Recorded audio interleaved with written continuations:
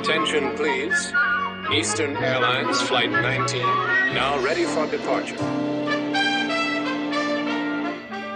Welcome aboard the Walt Disney World Express monorail. Now, ladies and gentlemen, we're entering the vacation kingdom of the world. There's enough land here to hold all the ideas and plans we could possibly imagine.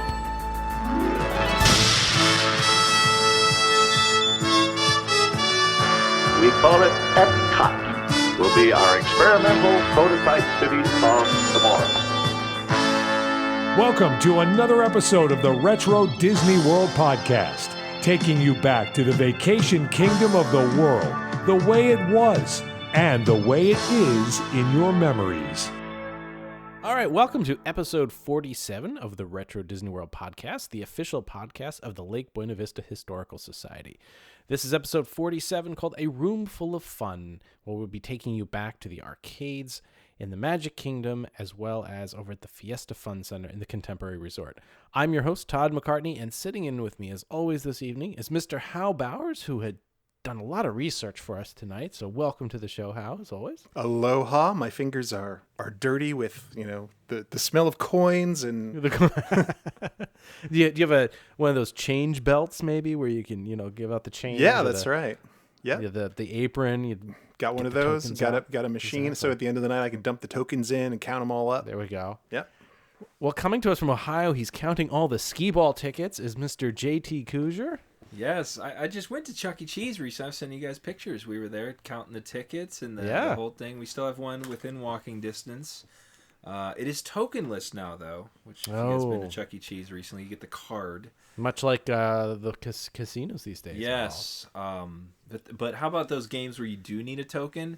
You swipe your card and a token spits out of the machine to use. You like the little chute where you roll it down. So you can still get nice new Chuck E. Cheese golden tokens. Cool. Does your daughter have a frequent player's card by any chance? No, Does she we've get any managed, perks or free nights? As I told you, we like walk by it weekly, and I've managed to only take her once because we tell her it's only for birthdays. So okay. Well, I will throw this back over to the last member of the podcast who's always with us from, the last I'm introducing tonight. Brian gave me a look there, but Mr. Brian P. Miles, the only other man who may know that before Chuck E. Cheese, there was Showbiz Pizza in our area growing up. Greetings and salutations from the city of brotherly love, where we had Chuck E. Cheese. We didn't. I know. Showbiz Pizza existed, and I want to say there was one in the great Northeast Philadelphia. But around me, we had Chuck E. Cheese out here in East Norton, Pennsylvania, in the Northtown Plaza Shopping Center. And my mother took me there with a friend for my 10th birthday, which was my first birthday celebrated out here. And I remember that it was one of the cool Chuck E. Cheeses that had the Cheese Factory play area. What does that mean? There was the coolest, and you can find entire brochures now online about it, but it was it predated the play places that they have at like McDonald's and stuff, and this was an entire what I later learned from these brochures on the internet now, where it was like a 7-piece unit that was like assembled together to make this, like you went in, no parents were inside. You went through the door, it was kid-sized, and you could just run through that thing, and there were obstacles and ball pits and all kinds of other stuff. It was so cool. And that Chuck E. Cheese didn't last, man. I remember, like, by the time I was old enough that my friends were driving a few years later, that Chuck E. Cheese was gone. Like, it didn't survive. But we have another one here that just closed, not far away. But this is not the Chuck E. Cheese podcast. No, it is not. So welcome, everybody. But we are going to reference Chuck E. Cheese tonight. Yep. And I am back from Florida, where I visited with Hal and numerous podcast listeners and Disney friends. And I can't wait for the winter to be over. Yeah, you missed the vortex. What was your line? I did miss the polar vortex. I wouldn't say I missed it. That's what I said to you at the time. Yes, that's right. You timed that perfectly. My trip. My niece Veronica says every year it snows when you go away, and I said that's because God loves me. And I said the solution to that is to go away when I go away, to come with me, and then we'll miss the bad weather up here. Well, it is snowing tonight, as behind me, as you guys probably can't see, but I guarantee you it is a couple inches on the ground. I think we're in. Hopefully, you guys won't lose me here with electricity problems, but I think we'll be all right for the evening. So, is the generator gassed up? It's ready to go if we need an emergency. Flip the switch, Todd. Yeah, we'll take care of it. So, all right. Well, let's get to a couple corrections and comments from last month. We had this. This is from Duskin. He wrote into us regarding Snow White's Scary Adventure, which we talked about last month. And he says, as the story goes, my family hopped on the ride and we were whisked through all the terrors of the evil queen popping out at every corner. In the end, I came off my first ever Disney ride crying and screaming in terror. We have a great picture of me crying that has been forever preserved in the scrapbook for all my family to enjoy. So he says, after listening to the podcast, I can't imagine what my reaction would have been if I had experienced the early iterations of the ride. So this must have been later on. Oh, it was the first ever visit in 2000. Wow, so, holy cow. He has a lifelong love of Disney. And so I appreciate Duskin for writing in. And yeah, see, look at that, how it was even scary later on. You know what? Maybe it's like Bird Box. Maybe it's whatever you were frightened of was there in the Snow White Adventures for you to see it. That's and be right. frightened by. That's right. Somebody has to pry your eyes open. Yep. Now, on the topic of the Snow White dwarfs, how you had a correction, actually, regarding some of the figures. I do. Brian actually brought this to my attention, I think, as we were wrapping up last time. So I did I was listening to the playback. Oh, that's right. So I'm listening. You talked about that, and I'm like, boy, that seems to contradict what he said 10 minutes earlier. So. Yeah. So just to be clear, what I said was that it was my belief that the figures that appeared in Snow White's Scary Adventures when it was redone of the dwarfs in dancing were from the actual Mickey Mouse review from Tokyo and brought back to the United States. And that is in fact not true, because in 1992, when they opened up Euro Disneyland, they went to those original sculpts and made duplicates of them for Disneyland Paris and put them in the ride. And then when they did our version again, they actually went back and made more duplicates of those. And the original ones continued to play in Tokyo until 2008. So I was absolutely 100% incorrect on that. They were from the original in that they were sculpted for it, but they were in fact duplicates. And then Brian and I had the pleasure of riding the new Seven Dwarfs Mine Train together, which I had never done. So I finally got to see the figures on that. And yes, the two vultures are on the lift are from the Florida attraction. They don't move. I don't know if they were supposed to move, but they didn't move when we were on it. They just kind of sat there with their heads sideways. And then at the end, when you come into the station, it's the dwarfs that are playing the instruments are those same figures that were taken from the attraction, with the exception of Sleeping Beauty and Dopey and whoever Dopey is standing on. Those they're kind of in the same positions as the ones from the previous, but they're totally new figures. They're posed in different ways. And I'm not sure, but it looks to me like the witch is a nicer sculpt too that's standing outside the door. So... And you also noted that the animals sitting on inside the house on the chair were from Snow White's Scary Adventures. Yes, they still have that same sort of like frightened look on their face, even though they're perfectly enjoying what's going on, I guess. Unless they're aware that the witch is behind the door that no one else can see. I'm not sure. So you'd never ridden that until like last week? Yeah, that was my first time. Wow. Yeah. Wow, you held out long. Well, I want to say like 3 years ago, we had fast passes for like 9 a.m. or something, and we couldn't make it. There was no way we could make it, even from the Contemporary over to there. Bit off more than you could chew. Fast enough with a gaggle of kids. That was the first thing. So I'll give you the short version of my $1,000 excursion with Hal.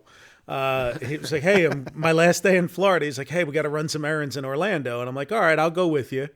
So we made some pit stops along the way to pick stuff up and drop stuff off to people. And Pies. he said, hey, I have my annual pass with me. And I said, well, I was not planning to go to the parks on this trip. I hadn't worked that into my schedule. So I actually, for the first time in years, my Magic Band used to travel with me everywhere with my admission media, my non-expiring admission media that I use for a one-off trip here and there to go into the parks. And I mean, it's gone to Europe with me for no reason and California with me for no reason. But on this trip, I had actually taken all that stuff out. So I ended up buying an annual pass. Not a one day. Well, knowing that we plan to do an event in the fall, unannounced as of yet, and knowing that I would be back for Memorial Day weekend, and now that the prices have continued to go up, the actual math used to be 12 days. If you were going to go 12 days or more during the year, it made sense to buy an annual pass. That new calculator is down to like 9 or 10 days now based on the admission price. Nice. So I have an annual pass. So there we go. Thanks, Hal. Brian, I do have something for you though. Actually, I wanted to. I understand you had a loss on this trip, so I have. I'm putting a video here. It's in Trello, but let me post it here in our group chat, and. I understand you had a great loss, so I figure the only way that we could possibly commemorate that, or at least mourn it in a way, is the 1980s Disney Channel Around the World Walt Disney World hats, to say goodbye to the hat that you lost. This is like losing Indiana Jones's fedora. It is. Like it's just to clarify, this was not the hat that has been with me on all of my previous trips. Well, that's good to know. This was a second hat that was far more expensive.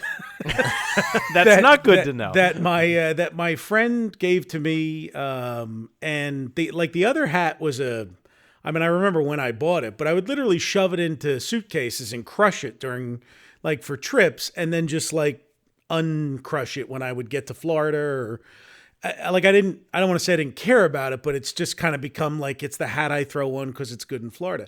This was a nice hat. I was doing this whole Florida Stanley thing for the week while I was driving all over Florida. So I'm all right, I'll bring the nice hat and wear it. And if you saw the pictures from my trip, it was great. But yeah, the hat left me somewhere between the rental car and Fort Lauderdale security or Tampa airport security. I think I left it in the rental car. They have not responded to my lost and found claim. I can't imagine where else I would have put it down. I know I wore it out of the hotel that morning. I think I did find it though. Go to 110 in the video.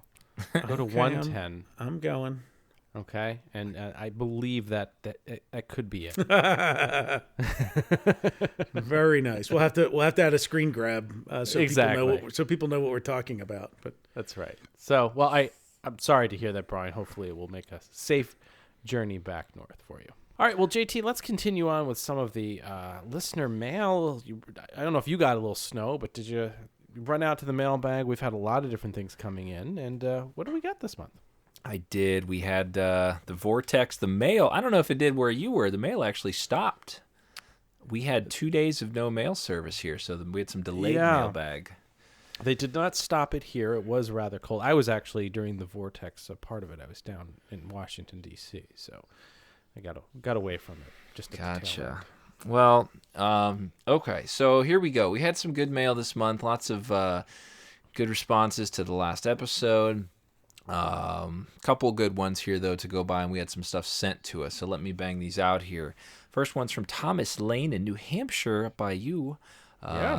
Maybe a very broad question, but I've been wondering, and this is sort of I'd say we could do a once around or a round robin style. What's the holy grail of Walt Disney World memorabilia? The one thing that we know exists but is either out of hands or in a collector's hands, could be actual memorabilia or a ride part or whatnot. He wants to know something that is a holy grail of paraphernalia memorabilia. What do you guys got? Well, a big shout out to Tom up at the Mount Washington Cog Railway. Thanks for writing in. He's a big fan of ours. So. Oh, okay. Yeah, and they're celebrating 150th anniversary this year. So if you guys anybody's in the area, head up there to New Hampshire and check that out. So, Tom, I've got one for you, and I'm sad to say I missed purchasing this one. I should have just bid higher, but it was one of the original 16 Walt Disney World logo tiles that adorned the preview center. And that was up. There were a couple of them up for they come up for eBay now and then. I do know somebody who has one. I'm hoping that he will part with one day. For me, that is kind of a holy grail because it's one of the first things that, it's not souvenir memorabilia in a way, but it is a very, very early part of Walt Disney World history. If I had to go souvenir, I think a lot of people think back to the 1971 license plates, the green and blue ones, which we've talked about. So, Hal, what do you got? Let's see. Boy, that's a tough one. I think people really like the those Epcot Center 35 millimeter camera straps. Oh yeah, those are kind of out there, but they're kind of expensive. That's a really very good, very expensive. Yeah.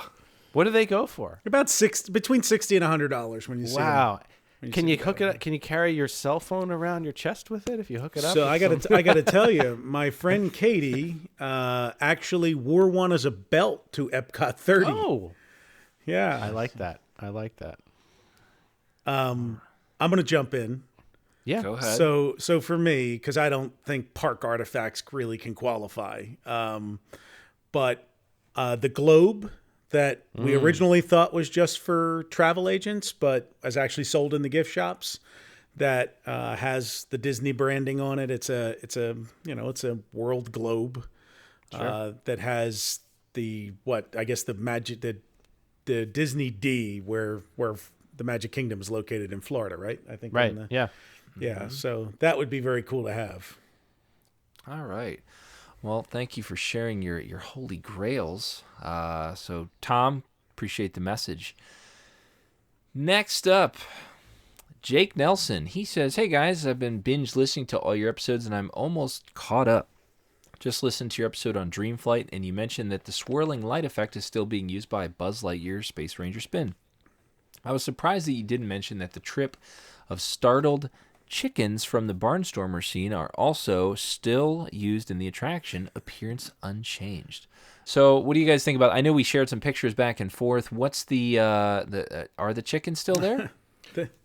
So actually, I questioned him because I was not aware of this, and he found a picture and sent it to me, and yeah, it's like these three, plywood cutout chickens are still hanging out, hiding in the scene. Yeah, that is so cool. Though, yeah, so we'll add the photo to that. It's one of the really neat things that's been left over. So that's nice. I didn't know that. I honestly did not know that was there, and I think it's so cool that they left a little piece in there. So, yay, nice job, engineers.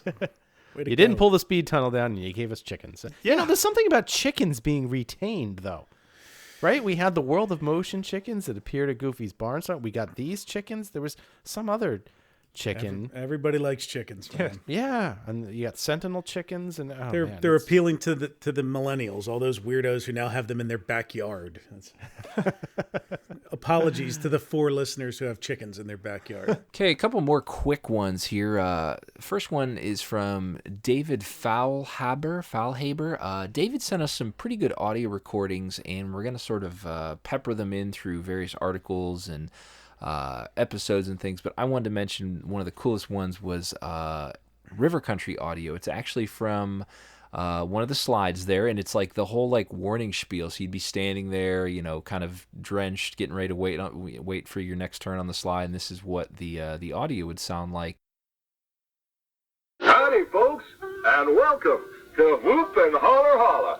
Now, the water below us is up to 6 feet deep and has a strong current. Only experienced swimmers should go down the slide. Please enter the slide one person at a time, feet first, and sitting down. Before you go down, wait until the person ahead of you has passed the orange flag at the first bend. And please, for your safety, swim away from the slide immediately after entering the water. Thank you. So, David, thank you for the rare audio. We'll continue to share that, like I said, in various videos, episodes, and articles. So it's very cool stuff, though. Next up, Jerry Massey.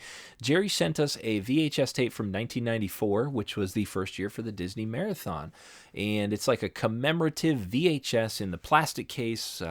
Pretty cool. It's about 10-15 minutes long, so we're going to rip that, save that, and post it on our YouTube channel just so everybody can see that. It's a pretty neat video. It's definitely a scaled-down version of the marathon when you compare it to today, but there are some rarer, older gems on there, and I was talking to everybody as I was watching it or just sending them screen grabs, and Viking Goofy was in the Family Fun Run, which I was like, wow, I wonder if that was the last time he was out before our event in 1994. But so Viking Goofy made the appearance there. Next couple here we have, this one is from Joe Barlow. Joe says, there are several great arcades on property, and this totally relates to our episode, obviously. There are several great arcades on property back in the 70s and 80s. Pioneer Hall's original arcade where Crockett's Tavern is now, the arcade at the Hilton on Hotel Plaza Boulevard, and the Penny Arcade at Magic Kingdom. But when you walked into the contemporary lobby from the front door, you just got off the Blue Flag boat from Fort Wilderness and came in the back doors, you would hear Air Pocky Hucks making that familiar sound echoing in the lobby, and you just had to go in. There's always a great selection of games with multiples of each.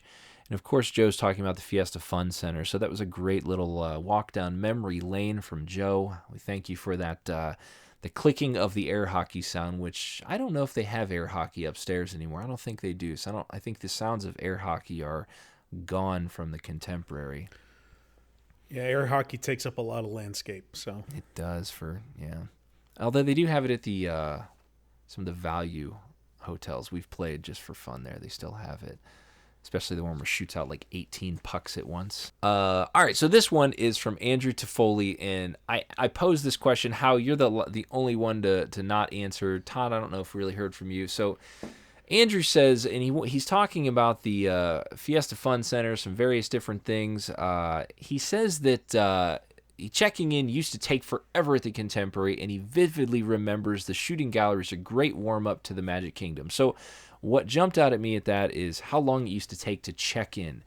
I was telling the fellas that I remember we'd pull into Fort Wilderness, we'd been driving all day, and it felt like I was in that parking lot or that lobby for hours. Now, I don't know if it was my parents adjusting the site, show me the nature around it, give us a better spot closer to a bus stop. I really don't know, but it's funny that the Contemporary took forever, Fort Wilderness took forever. Is there any reason for the long check-ins? Did it happen at Poly?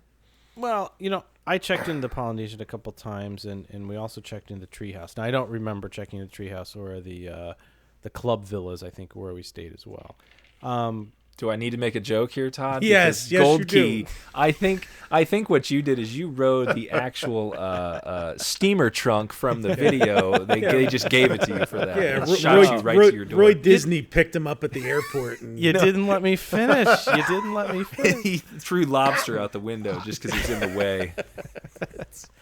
I do remember standing in line with my grandfather for a couple of the check-ins, and I remember the dot matrix printers printing out your resort identification card, them taking your credit card impression, looked up your credit card number. Sometimes they would keep an actual physical books before the day that you could actually authorize a credit card. They actually used to hold books behind the counter and look them up that had fraudulent as well as expired cards. I think the swiftness that we're used to today, along with just being a child and that whole time seeming that it takes forever, but then you couple that with just the technology back then of organizing, finding a key, and all that stuff. But you know what? Even still to this day, any type of reservation you have, whether it's a flight, a hotel, or especially a rental car, they're always typing and they're always checking you in. So it's always been an arduous process, no matter what, to check in. But I don't know, what thoughts do you guys have? I agree. It is efficient now with the Magic Band. You walk right up and you don't even have to go to the front desk. But back then it felt forever. You're right. It was, and I think to add the fact that, hey, we're going to Disney World. Your first thought is we're pulling up pumped. To the Magic Kingdom is where we're going. No. We're going to the reception outpost at Fort Wilderness, son. That's where we're going. Plus, wouldn't they have to go back and find the physical key with the room number on it? Yes, at that point? Or like a piece of paper from months ago when you scheduled. And later on, they had the Ving cards, if you remember those. Yeah, this with was before the slide cards. It would have holes in it. And yeah, they look would have to punch it. Fred Flintstone's time card. Yes. Yes. We have one scanned. Hold on, we have one scanned. I'll get get it here for you guys. But the Ving card was a big change to that they didn't have to find your actual room key. And at what point did they have you stop signing into the register? Because I remember that where you'd actually like write, handwrite in your name.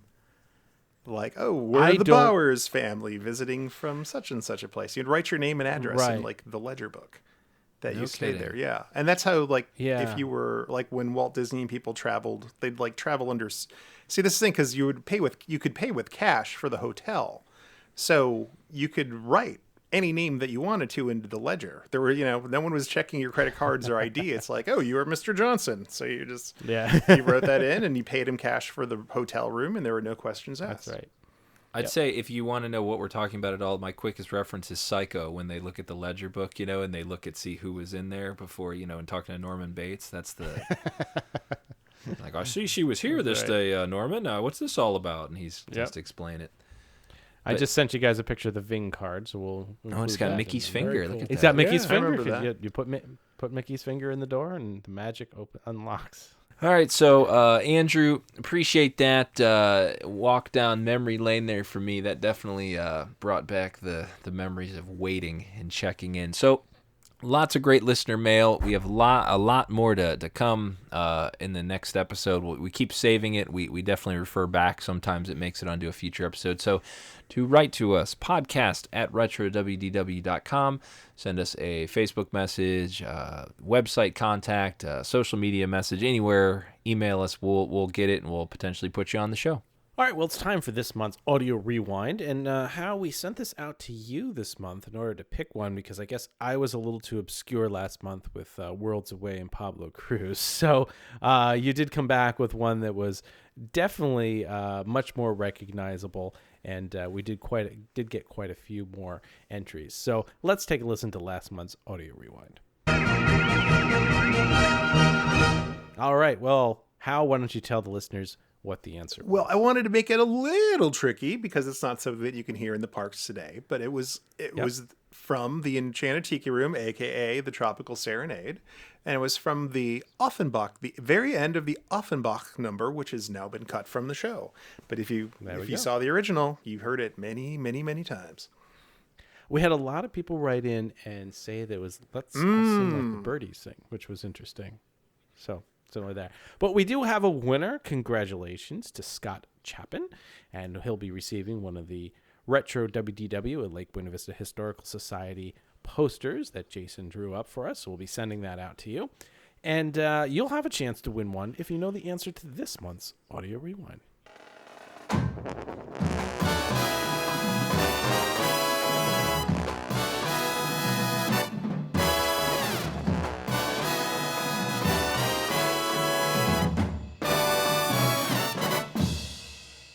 All right, if you know the answer to this month's Audio Rewind, send your guesses to contest@retrowdw.com. All entries must be received by March 12th, 2019. We'll pick a random winner from all correct entries, and we hope to see your entry in soon.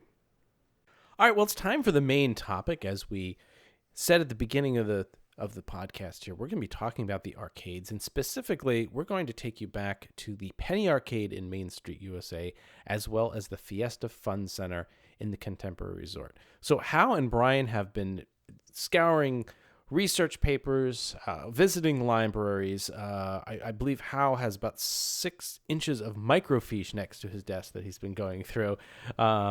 So Hal, let's start in the Magic Kingdom, and then we'll go over. We'll take the monorail ride over the Contemporary Resort, and let's talk a little bit about the Penny Arcade.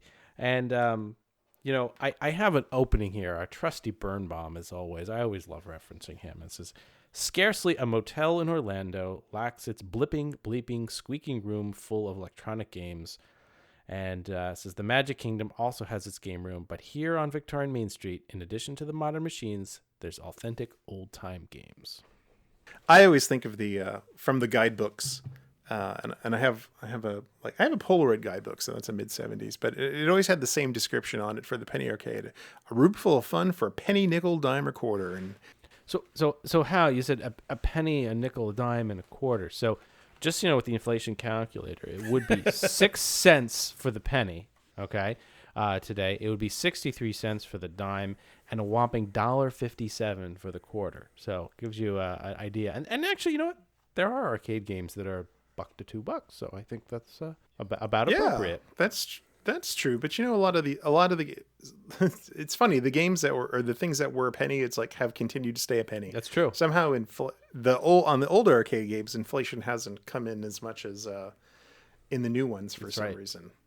Yeah, it was, and it's true. It's like, and actually another thing is like people actually used to walk around with pocket change, like in their pockets, which nobody does today because everybody uses ATM cards and Apple Pay and Google Pay and whatever. So at the end of the day, you'd be walking through, the park, and you're like, well, I got some change here that I can get rid of. Maybe I'll stop in the arcade and do it. Right. So today, if you walk up Main Street, past there's not even a center street anymore. It's like past the. Well, there's one of the center streets is still there. Yeah, past the mega. But on this side of the street, it's just like the Emporium Mega Complex. So if you walk up Main Street today, past the Emporium Megaplex, on your left-hand side, you will see a green awning that says the Main Street Fashion Apparel Company.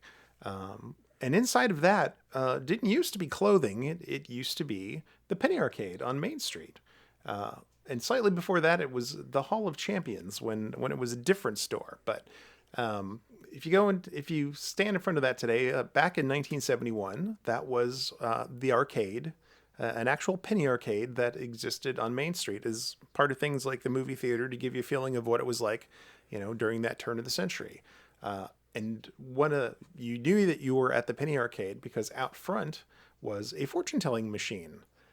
Now, the kind of fortune-telling machine, it's like, if you haven't seen one in real life, if you've ever seen the movie Big, it was kind of similar to that idea where there was a figure, kind of in a glass box. Yeah. Zoltar.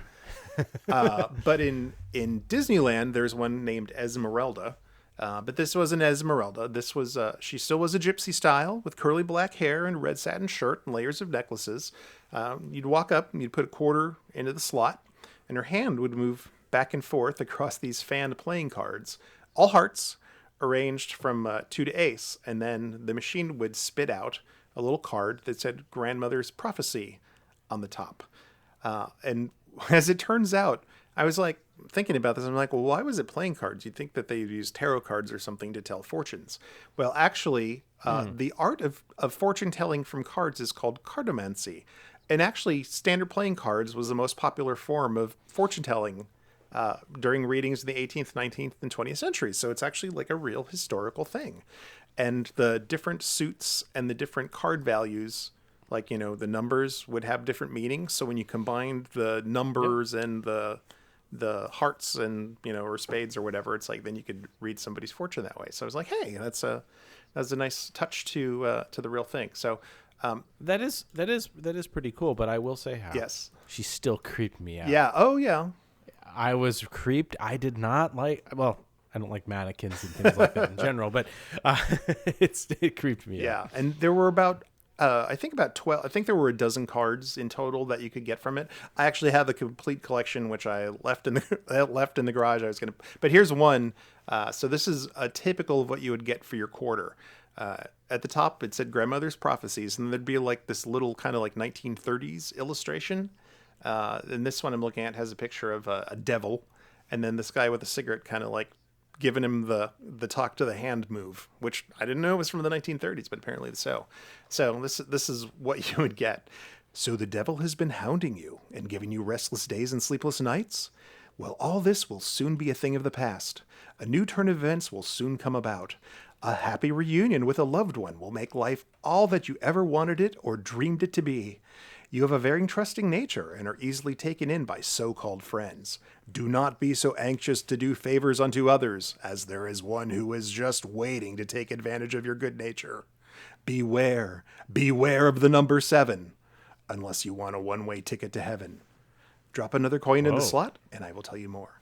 Your lucky numbers. I like that. 542, 43, 33, 32, 35. And these were all... I'm gonna play those tonight. Yeah, let's do You that. should. Get your lotto number going. And then down at the bottom, there would be a copyright. And it was copyright 1994, Mike Moonves and MUNVES Corporation, New York. And as it turns out, the Mike Moonves Corporation was actually in the business of selling arcade-style games to arcades and things, and had since the early 1900s. So this is an absolutely appropriate object to have in that arcade. In fact, they were one of the original distributors of mutascopes, which we will also talk about. So, and speaking of which, directly behind this grandmother, well, she wasn't really a grandmother. She was a gypsy, but she was a grandmother's prophecy model. Apparently, you could get them with like different stylings. Were a bunch of mutascopes. Now, mutascopes, there's still 4 of these that are up in the Main Street railroad station. So you may have seen these. They're basically, and there's 2 at the boardwalk, although those ones didn't actually appear inside of this arcade. They're separate, or perhaps mutated, but we'll get into that. So a mutascope was a device. Inside of it was, if you can think of, and again, boy, I'll date myself here. If you've ever seen a Rolodex of cards, which like nobody has, picture a disc in the center that could turn, and then imagine a bunch of like 3x5 cards basically attached to the disc. So that way, if you were standing in front of it and rotated it, the cards would go past you. Well, imagine a paddle wheel. Yeah, that's a very good way to put it. So inside of this machine was basically like a little pin that would hold on to the index card. And then you would put in your penny, and a light would turn on, and then you would turn a crank, and the little pin would just release momentarily. So that way as you turn the crank and turned this disc of cards, like the next card would like hit the pin and freeze for a second, and then it would fall out of place, and the next card would hit. And what this did was used your mind's persistence of vision to hold the image momentarily while the next card came into place, and you would have the illusion of a motion picture. So the movies that were inside of these mutascopes were often taken from silent films.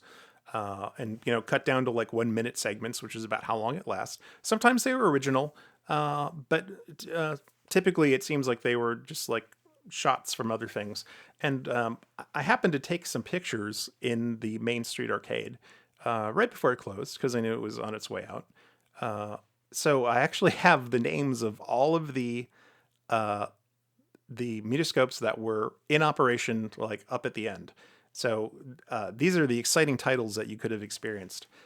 Fast Getaway, Narrow Escape, Play Cowboy Rodeo Time, Charlie Chaplin in The Old Dentist, Shoot Fly, which that one was about, I remember this was about a guy with a gun, and a fly was buzzing around him, and he comedically, tries to shoot the fly with a pistol.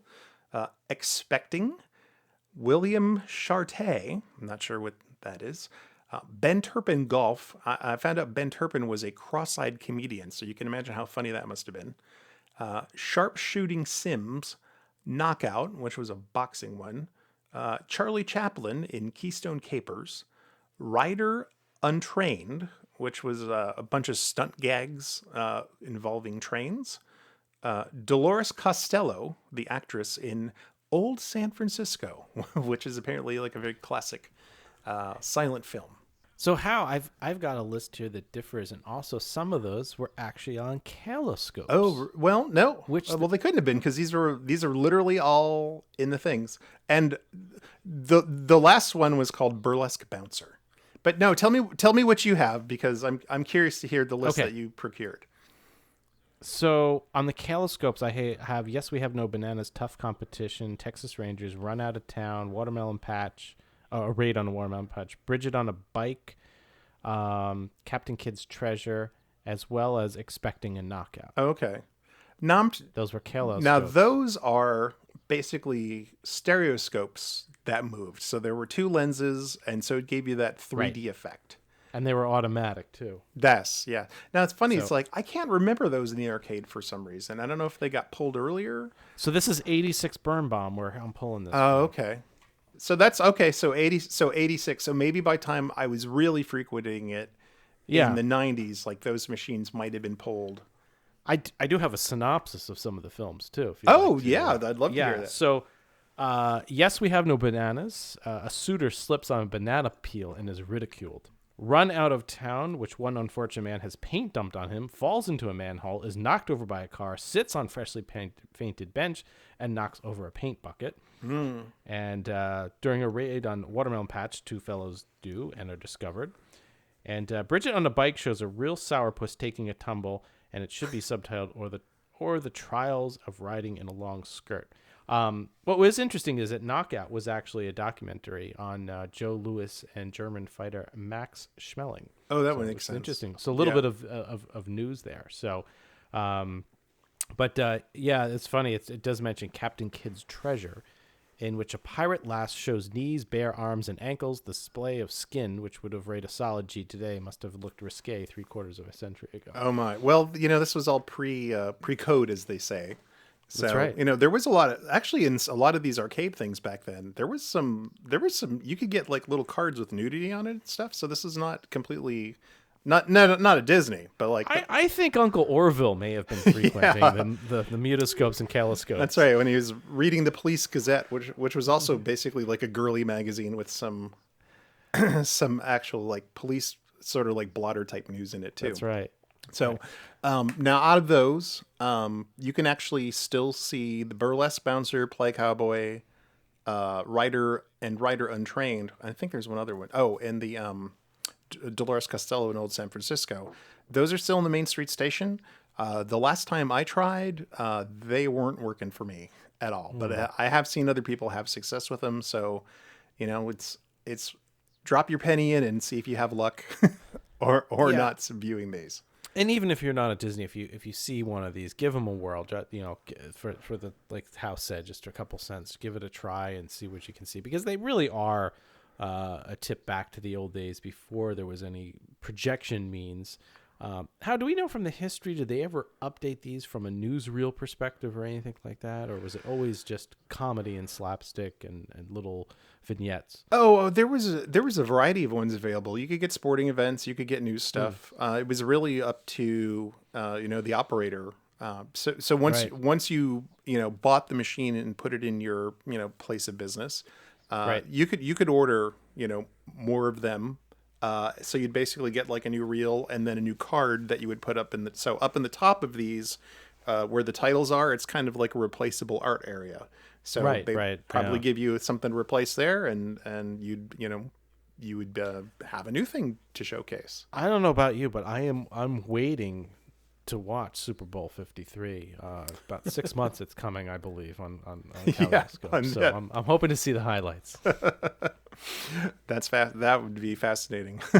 So so there's 2 mutoscopes at the Boardwalk too. And Jim Korkis, the Disney historian, actually talks about how when the arcade closed down, which we'll get to, they stored all of these mutoscopes underneath the castle in some kind of dank room. And when he was called on to put the Disney Institute together, he got to go in, and he thought that would be a nice way to teach animation, since it's actually like frame by frame. So he was able to pick out 2 machines in really good condition, and he went to the person to get it all set up and get these fixed up. And he said, "Oh, what reels do you want?" And he went to a closet that was full of reels, and he picked out 2 that are there now: Cat in the Bag, which is a Felix the Cat cartoon, and W.C. Fields in The Golfer. So those that may be the metal shells that were in there, but these 2 movies that are currently at the Boardwalk did not actually run in the arcade on Main Street. So Felix the cat, the wonderful, wonderful cat. Whenever he gets in a fix, he reaches into his bag of tricks. Felix the cat, the wonderful, wonderful cat. You laugh so much your sides will ache, your heart will go pit-a-pat. Watching Felix, the wonderful cat.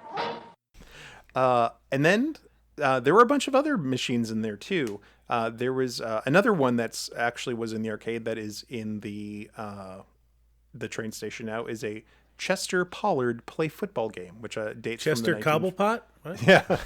Chester Copperpot, that's right. I was thinking the same thing, Brian. You said Cobblepot like Batman I did. Returns. I did, because we were talking, Copperpot. because we had a 25-minute discussion about Batman before the podcast started. But Oswald Cobblepot. yes. Was that his name? Oswald? Yes, it was. Yeah. Oswald for mayor. Yeah, that's right. And with this game, you put in I think that one probably was in, I can't remember if that was a penny or a nickel, but I think it's these little metal figures. It's all made out of sheet metal and like cast iron, and it would knock a ball back and forth. So you can still try to play that one today. There was a grandfather clock strength tester. So that's one of those things, or actually it was like you'd hold on to it, and I think it would put like an electric current through. And the trick was to see like how long you could stay on. So actually we had one of our listeners tweet earlier that he would challenge his brother to it and beat him every time. So yeah. And it literally was this like wooden box with a clock face in it and these two things that you would hold on to.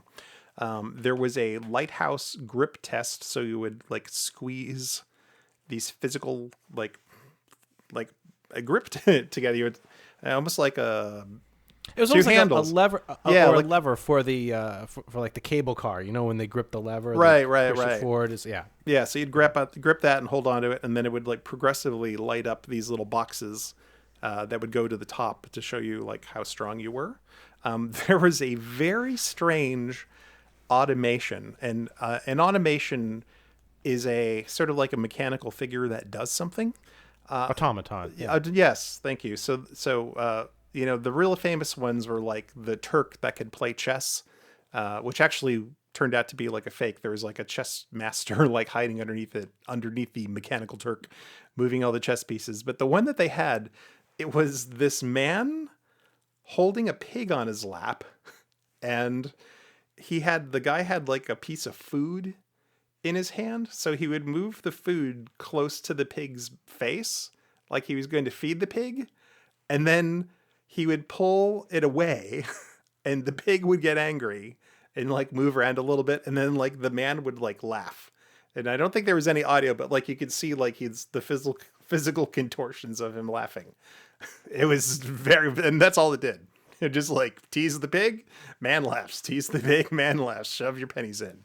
But that was there for a long time. There was one of those love testers. So it's like you would hold on the thing and it would like light up as it went.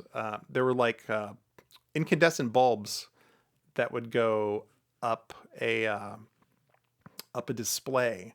And I have a picture of one here I'm trying to bring up so it could tell you like what the things say. Like I remember one of them was like hot stuff. Oh, here we go. Yeah. So you ranged from worst to best: blah, clammy, harmless, mild, wild, sexy, burning, passionate, hot stuff, and then finally uncontrollable. Wow. Yeah. Oh, this is a fun one. So the Massageomatic foot relaxer. So this thing kind of looked like it was somewhere between the 1930s and the 1950s. And it was a red sort of like vinyl plastic seat that you would sit on. And then it had, you'd put your feet down on these metal plates that are sort of like foot shaped, and you'd put it in your quarter, and then it would just like vibrate the heck out of them. They used to have those at various theme parks, and I feel like I remember them at like a Cracker Barrel type restaurants. Oh, like it was sure. Like a barrel you'd sit on, and the foot thing would go crazy. Like you just put your feet on. It jiggled very, very aggressively. I recall as a kid. Yeah, well, a lot of these games were. I mean, these were super typical games, and this Mike Moonves company sold a lot of this stuff.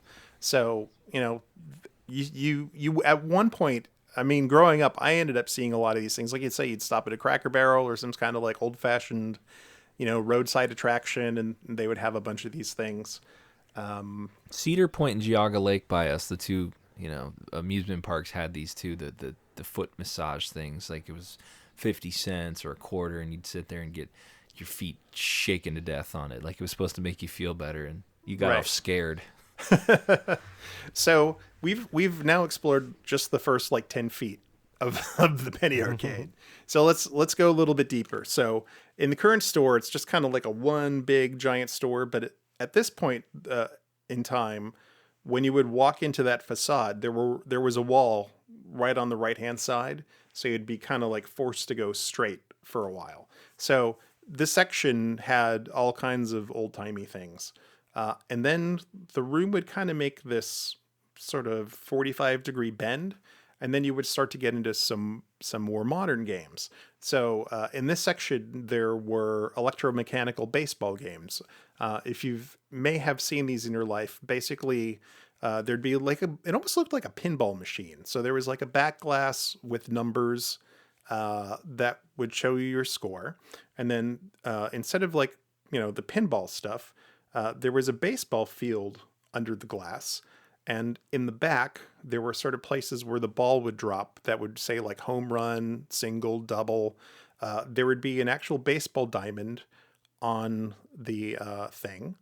And there would be little players. So when you would hit the ball, and it was a metal pinball that would come down. And then there was a plastic or metal bat that was on a little thing. So it would dispense the ball out of a flap in the center, come down towards you, and then you would hit a button to hit the ball with the bat, and it would shoot, go. And then there was also a lot of times a little display in the middle of a baseball diamond, and these little figures would pop up, these little flat metal guys, and then actually run the bases. So if you got a double, it would move the character to second base and have it sit there. And then when you hit it in, it would continue around the base and go in. So they had about 6 of these, and they had different names like Major League, Big League, and World Series. Now, the interesting thing about this is, although the mechanics of the games were old, Disney actually built new cabinets for all these. And I don't know if the idea was, maybe they were in bad condition when they acquired them, so they just needed new cabinets because they were falling apart. They made them all look the same, so that probably, helped a little bit because they knew, they could fit the spaces together. But it was interesting because you can see pictures. It's they're all this kind of 70s wood grain looking stuff. And then across the aisle from them, there were a number of rifle shooting games. So these didn't use, I don't think they used physical BBs. I think they were all done with light. So there were targets. No, actually, some of them did shoot little things inside. That's right. During this period of time, sort of in the 60s and 70s, there were a couple of different ways you could do target shooting games in these enclosed spaces. And one of them actually would shoot little physical shots and knock stuff down. The other one's done with lights. But they had a number of those. And Brian, what is the name of the gentleman that owns these games now? His name is Randy Senna, and he's got the machines in Wildwood, New Jersey. He's a former cast member who rescued them when Disney was selling them off. And actually, he gave an interview to our friend Todd Tuckey last year and explained how these machines worked. And I think we should probably share that with everybody. When they started putting the Magic Kingdom together for the opening of Walt Disney World in 1971 for October 1st, they started with the penny arcade, and they had in the beginning the clamshell crank computerscopes and the stereoscopes. They had the penny machines in the very beginning at the penny arcade. They also had electromechanical games further in the back. Your gun games, your baseball games were very, very popular. Well, their mechanics were unable to maintain electromechanical systems with heavy play in Walt Disney World. So they were hiring Air Force electronic technicians when they would get out of the Air Force, and they couldn't fix electromechanical games. Can you imagine this? They're electronic technicians working on jets, and computers, and they're protecting our country, and they cannot fix relays and contacts and cams and motor units. Unbelievable. Well, so what did they do? They made their own.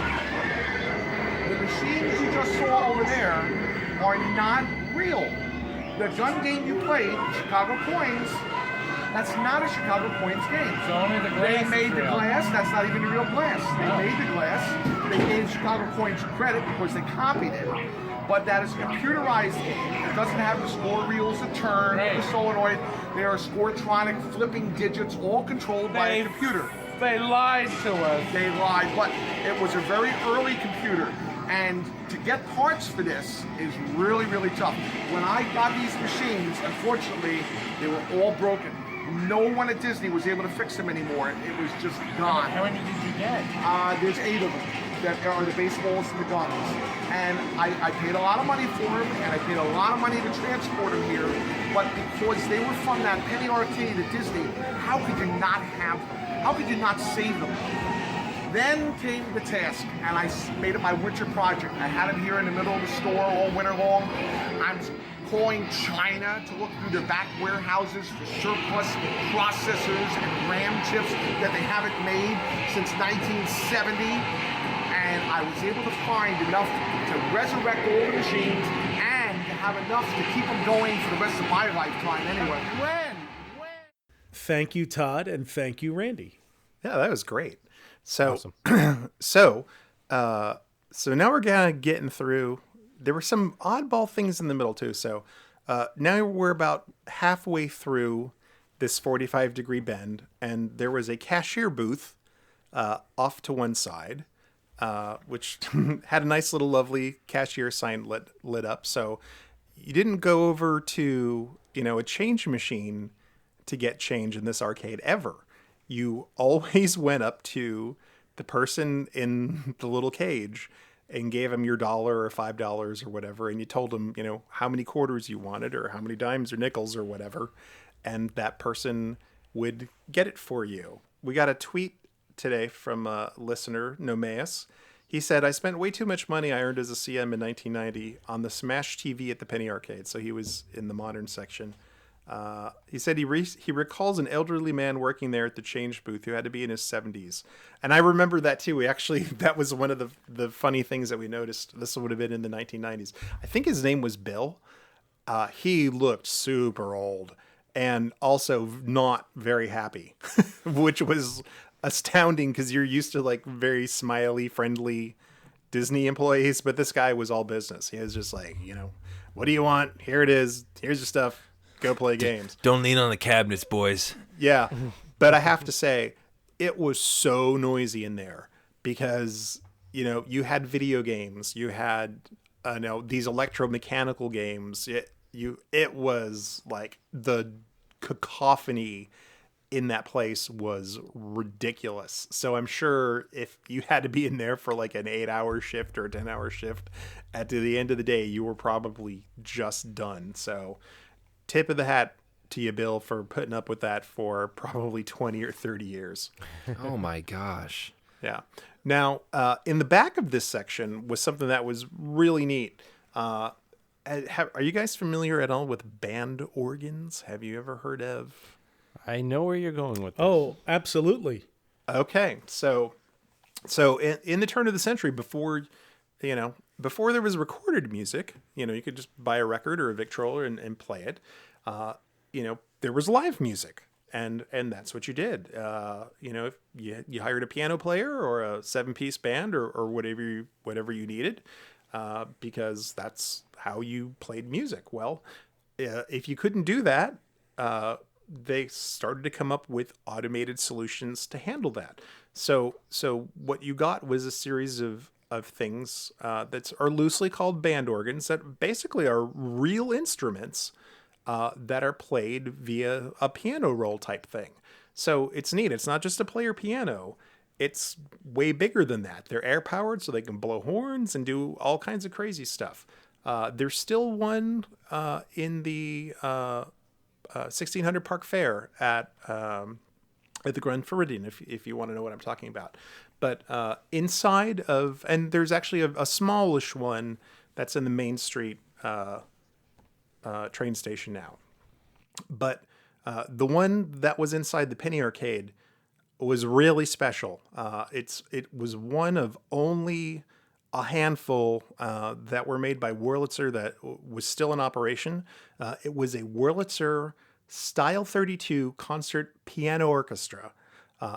Just to give you an idea of the scale of this thing, it was 11 feet 3 inches tall, 7 foot 4 inches wide, and 4 foot 5 inches deep, and it weighed 3,800 pounds. So this thing was a beast.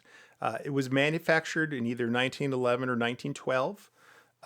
It was acquired by Disneyland in 1953 from a private collector named Albert Clifford Rainey. The story was that he passed away. He had this enormous collection of band organs and other mechanical devices, from the turn of the century. He had been collecting them. I think he was a traveling salesman and did well and just sort of collected the stuff in it. And he had a barn full of these things in his backyard. He passed away, and at the same time, the freeway system was starting to get built in California, and the state acquired his property for the freeway. So his wife, who was survived by him, didn't know what to do with the stuff. She tried to find buyers in the Los Angeles area. She asked Liberace if he wanted it. He was like, no. And eventually she contacted Walt Disney, who came and looked at the collection, and he ended up purchasing it in 1953 for Disneyland. So Walt ended up with a whole bunch of stuff, including this beautiful piano orchestra. So here's what was inside. You had a 68-note piano, 56 violins, 30 cellos, 30 violas, 30 flutes, 30 piccolos, 30 clarinets, 30 oboes, 26 French horns, 26 bass violins, 26 saxophones, 13 bars with chimes, a snare drum, a bass drum with a cymbal, a kettle drum, so like a timpani, a Chinese crash cymbal, a triangle, a tambourine, castanets, and then there was also like a tremolo action, so they could like make it sort of have that wavy sound. This was all contained in this one machine. That's absolutely crazy that was all crammed into one box. So like with the saxophones, it's like it was broken down to like, you didn't have the full horn. You had the mechanism that you needed in order to make that sound. So in those cases, with a larger instrument, they would break it down to what was necessary to make the noise. But sure. Yeah, that's a whole lot of stuff. And I'm going to play you a recording that I made of it in 1993, so you can actually enjoy it here for a second.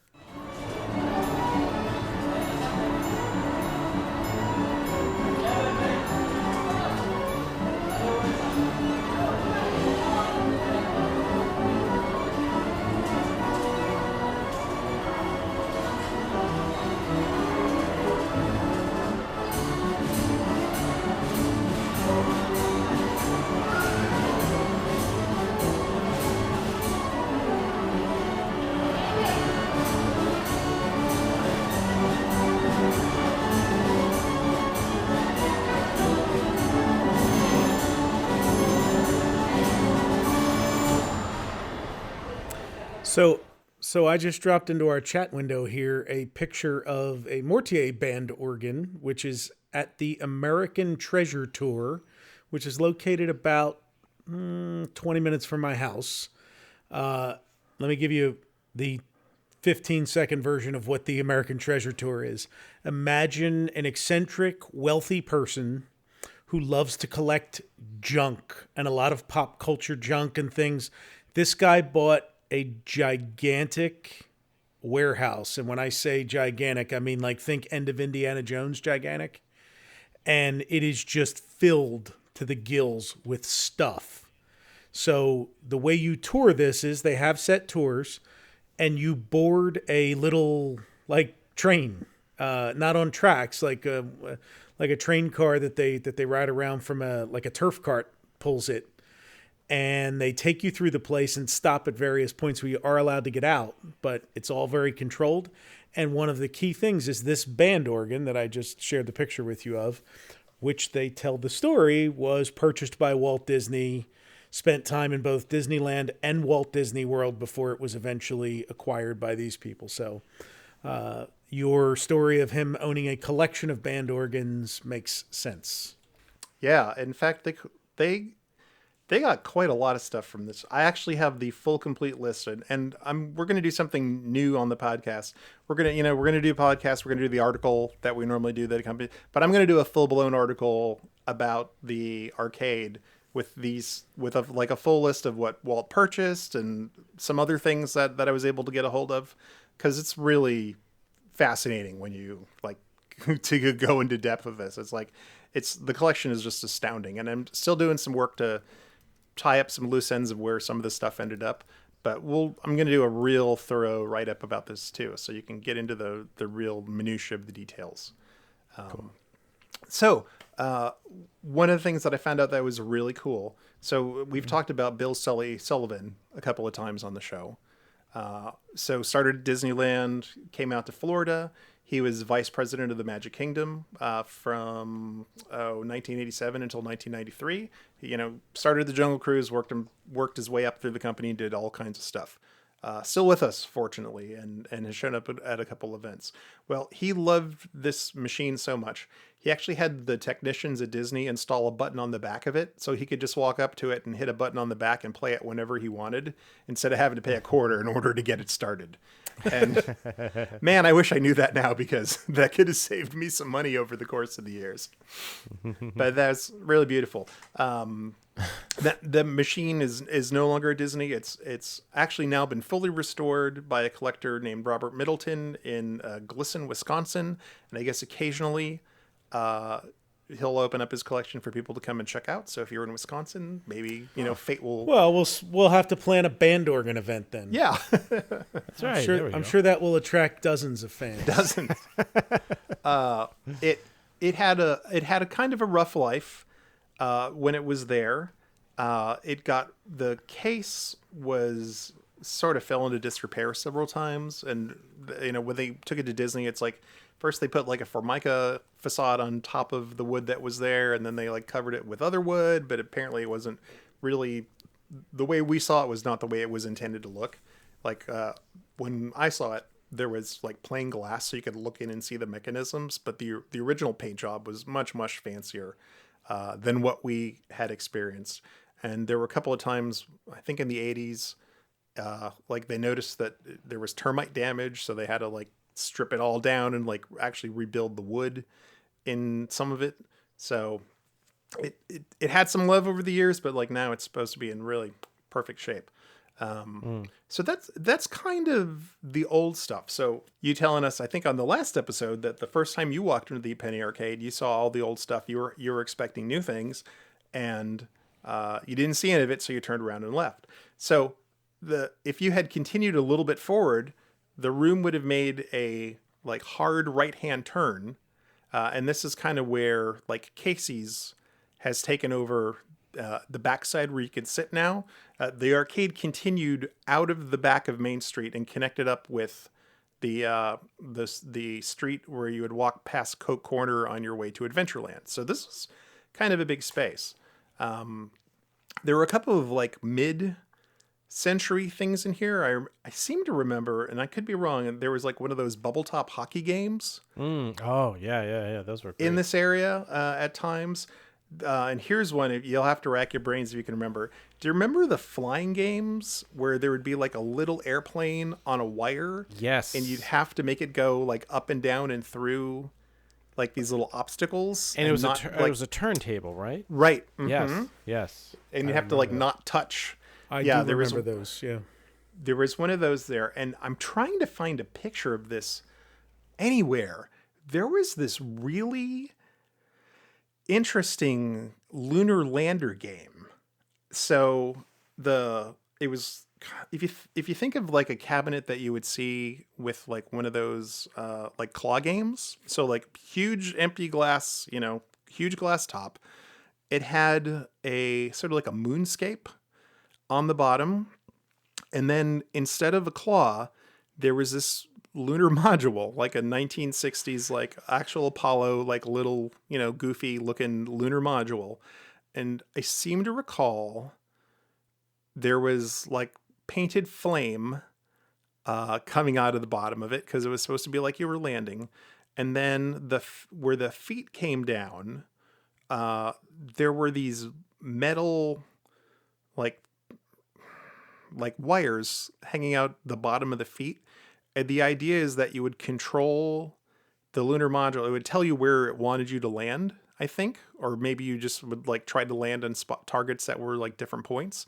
So you'd manipulate the joysticks, get it over where you wanted, push the button, and then like the lander would come down. And if you touched in the right spot, you would get points, and if you touched in the wrong spot, then you wouldn't get points. But it's just, I've never seen anything like it anywhere else in my life. And it's just a really unusual piece that they had. But I'm sure in 1971, like with the moon landing happening right then, that was probably the latest thing at that point. Because, I mean, we're still, like, it wasn't until 77, 78 that you started to get actual video games that we start to think of, like, computer space, and Space Invaders was 78. So, there was a long time that, like, none of those games would have existed, in the Magic Kingdom. But in the modern section, it's like they had a whole bunch of pinball machines. So it's like in my photos, there's like the Star Wars pinball machine with the plastic Darth Vader on the top. And I'm sure in the 70s, it's like they probably had, all the popular pinball machines of its time. But the back half was all very modern. It was basically like whatever was current. So they had current machines there. So like they had Smash TV. I remember we used to play this Wild West video game that was there called Sunset Riders. I remember they had the Aliens game, the shooting game with like the gun, where you'd like from the movie Aliens, which is like incredibly violent for the Magic Kingdom. It's like really funny that that's one of the things that they had. But they would have had Pac-Man and Space Invaders and all the usual things in that space. And it changed out quite frequently. So as time went on, it's like they would get the new stuff in there. So you always had like a nice blend of the new and the old. This operated until 1994. And I want to talk a little bit about, now that we've walked through, it's like where the stuff came from and where it ended up. So the games kind of came from two locations. One was the gentleman that we talked about from California, and another one was a man named Paul Eakin, who was in Missouri, and he had two kind of show places for his collection in Missouri. One was called the $1 Million Museum in Sikeston, and the other one was the Gay 90s Melody Museum that was in St. Louis. Now, he had a bunch of band organs and a bunch of these kind of games. And you may have, if you're a person that peruses like old records at Goodwill or whatever, you may have come across like album after album of band organ music recorded at the Gay 90s Museum, which apparently must have been a big thing, because I know when I used to like do record diving at Goodwill, it's like I would come across these things all the time. And I had bought a few of them, not really, knowing what they were. So this was like a person with a private collection who put this stuff together. The museum that he had opened, this last one for the St. Louis people, it's like it opened in the mid-60s and ended up closing, we think, on September 1st, 1970. And when that closed down, he sold some of them to collectors, some of them to a museum in Sarasota, Florida, called Bellum's Cars and Music of Yesterday, which I have been to, and I think it's closed. It used to be across the street from the airport in Sarasota. So any of our Florida listeners, you may have gone there as a child. And then the rest went to Disney in Florida. And in a previous episode, we talked about, I thought that this sale was connected to the sale of the Big Bertha machine, which was used to do America's on Parade, the music for that. But that, in fact, was not the case. That machine stayed with him, and Disney bought pretty much everything other than that. So when this was all said and done, Disney ended up with piles of old arcade games, like 8 or 9 of these band organs of different sizes and player pianos and all kinds of stuff. And I remember for a while, they would kind of get brought out at special events and things. They would, sometimes at the Disneyland conventions and things, they'd bring out 3 or 4 of them and have them out playing. They had an enormous amount. when Tokyo Disneyland opened up, they shipped a whole bunch of them over to Tokyo, and they're still there today. As far as I know, I've seen some pictures online, and a lot of the stuff from this collection ended up over there. So part of it went to Disneyland and stayed there. Some of it went to Florida, and then some of it went to Tokyo, which is really cool. Where they ended up, what happened? So the arcade ended up closing in 1994. And it eventually got replaced by they sort of blew out the merchandise in this area and turned it into a sports related merchandise. So they closed the Penny Arcade and they closed the Magic Shop, blew out all the walls. The Magic Shop got turned into like a sports memorabilia store called the Hall of Champions. And I think maybe this sports store was also called the Hall of Champions. And they retained a couple of like the play football games, and Casey's took over the back half of the arcade and became like an overflow seating area. Since all the seating was outside, this gave them some inside seating. And they kept one of the baseball games there for a while. It did eventually disappear. But what we have found, and the reason is, so Sully Sullivan, who was the vice president of the Magic Kingdom, he was a big believer in the arcade. He loved it. And he ended up retiring in 93. And when he retired, new management came in. And apparently what they did was they assigned profit points to every square foot of the property. And they would determine, whether an area was making enough money or not making enough money based on these profit points. And I think this is kind of the Paul Pressler area where he came from a retail background. So what they determined was that the cost of maintaining the arcade compared to the income that it derived, was too low. It wasn't worth maintaining those old arcades. They built a modern arcade in Tomorrowland. So, and at that point they switched over from like the quarter system to a system, I think. Did they go to the cards right away in that Tomorrowland arcade? I can't remember if they ever did tokens or if it went right to like swipe cards. Being in the Tomorrowland arcade, and they had little wireless dongles on all of the arcade games and cards at some point. But yeah, so some of the there was, I forgot to mention there was a steeplechase game that had like these little horses going around. That went over to Saratoga Springs for a while in the restaurant there. I had to hunt that down one day about a year ago and found someone who I was talking about, someone who actually knew what I was talking about, which was incredibly surprising. And she said, "Oh yeah, I remember they took that out about 2 years ago because some kid stuck their finger in it and got their finger stuck in it." So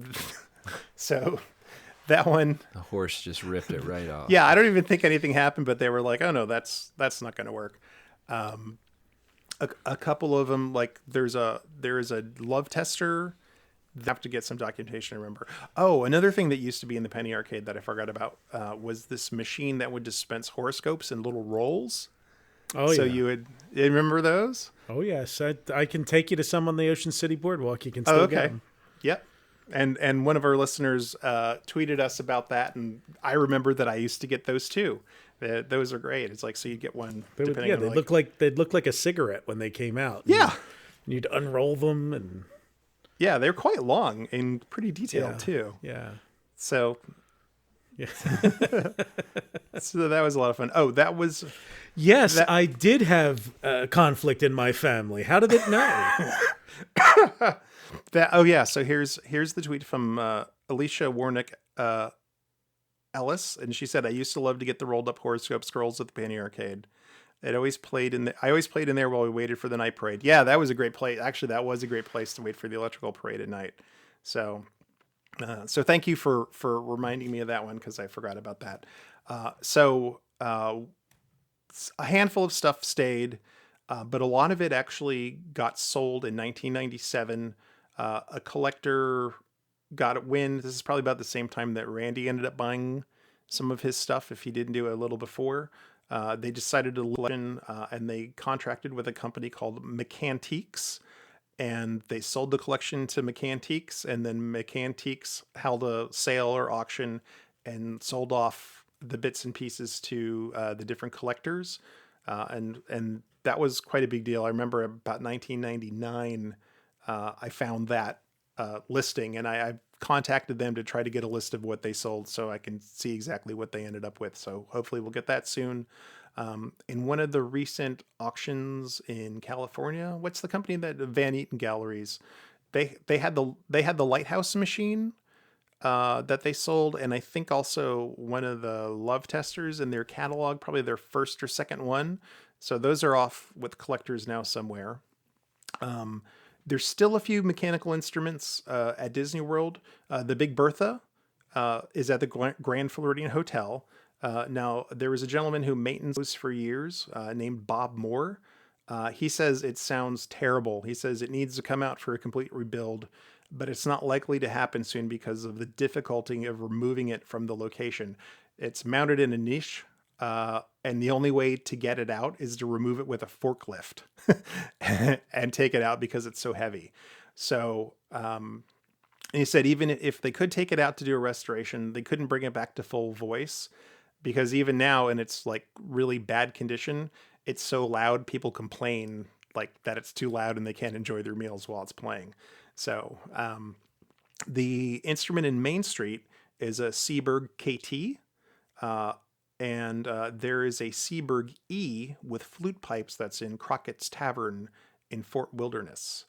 And then there is a Koinola Midget with flute pipes somewhere that they still own, and a Wurlitzer style C orchestra piano. And I think that's what was in the Golden Horseshoe for a while. So there's still some of these things out there, which is pretty cool. And how I've got an interesting piece of history regarding the murals that were. Oh yes, we did talk about so there were murals on the walls in there. They depicted different scenes of Americana, specifically Wright Brothers, a Victorian era amusement arcade, quite fitting, and a rural Illinois River Valley scene. Now, any reason? Do you know why we would have those specific? Yes, actually, those paintings were. This is so cool. The original paintings used in the Hall of Presidents in the movie part of it, they're huge because the Hall of Presidents had that really long wide screen. All these paintings are incredibly long. Yeah, so there was the picture of the steamboat docked in Illinois, where they start to talk about Lincoln in Illinois. There's like this big overhead shot. So that was one of them. There's a picture of the Wright brothers and the Wright brothers airplane. There's a painting of race cars. And then the painting of the arcade from the turn of the century. And I actually have pictures of those, Todd. Cool. So we really for real this time. I'm sending these pictures to Todd so you can scan them so we can enjoy these all. And then we'll have to sort of like piece these together because I had to take their pictures were so big. I actually took multiple shots so that way I could, knowing that someday in the future I would actually combine them in Photoshop and like make them whole. There is a nod in the arcade one. You guys, you probably don't know this off your top of your head if I say this, but if you are at all familiar with Edward Manet's A Bar at the Folies Bergère, A Bar at the Folies Bergère painting, it's like this girl in black wearing a necklace with kind of like short hair. It's one of Manet's like very famous paintings. Whoever the artist was on that actually stuck that girl in the arcade, like working at the arcade. So I thought that was a neat little nod that was in there. But yeah, it's funny. It's like those paintings from the Hall of Presidents ended up all over Walt Disney World when it first opened up. There are still 2 or 3 of them in the not the hospitality house. The City Hall? The City Hall. Yeah, we actually Brian and I saw them last. Yeah, so like at Brian, I told you where they drove the Golden Spike. Like it starts with them in the film driving the Golden Spike, and then it backs out to show that it's in that giant exposition hall. So that was in there, and then there were a bunch of paintings also in the Liberty Tree Tavern, like I don't know if you guys remember, like there was this one cow that was like staring at the screen. It's like that painting was upstairs by the bathrooms, like for the longest time. And then when they finally redid it, they were like, holy crap, this is all the original artwork. They like took it up and restored it and probably put it in the archives. So yeah, so weird that they were just like, what are we going to do with this stuff? Put it in the arcade. Whatever. Well, Hal, thank you for taking us back to the penny arcade. Now, when I have loose change, I'm not going to know where to spend it because there is no place to spend that loose change anymore down there. So, but I think it's time to board a monorail and venture over to the Fiesta Fun Center. So, Brian? Because Main Street Arcade wasn't the only place you could have fun, Todd. And it became more than just fun later on, too, as we're going to find out. In a very did. 90s way. So let's talk about Walt Disney World's most famous resort entertainment / arcade room. It may be Walt Disney World's only famous resort arcade room because nobody really talks about the ones that existed at the other place. Although the one at the Polynesian had some good stuff. Moana Mickey's, but yeah. So let's give a little bit of the background. The Fiesta Fun Center was located where present day the Wave restaurant is located, behind the check-in counters on the ground level of the Contemporary Resort. When the resort opened in 1971, the check-in counter was where it is now, but the area that is now the Wave and was Fiesta Fun Center was a flex convention space with the odd name of the Sunshine State Exhibitorium. And I always love how they make those things up. So it was like flex space for, like if your convention was checking in and you were like the international soap manufacturers, they might direct you to your convention check-in, which could have been in that room or could have had some pre-convention displays, that kind of stuff. One of the things that I noticed looking through the floor plans of that today, which I came across, is there was a car lift back there. So if you were going to give away a car or have some sort of like automotive display as part of your, and I've actually worked at some trade shows where we like gave away cars and put a car up on stage and rolled it out. Like, we're giving away the BMW Z for, the top salesperson. It's like, this would have been there would have been a facility there that you could have, brought an automobile in, so you could give out your GMC Hornet or what have you. Yeah, because keeping in mind that at that time, the Contemporary was the flagship resort, right, and it was also the convention resort. So they had all those ballrooms on the second floor, right? Yeah. That's where all the ballrooms are, second and third floor. Yeah. So that was what the space was used for. As has been covered many times, and we've referenced on the show, in the early years of the resort, it was a bit of trial and error because they hadn't run a resort before. They'd only run Disneyland, the amusement side of things. So running the resort, running these conventions, what they began to learn was that there wasn't a lot for people to do once the parks closed at 6:00 at night.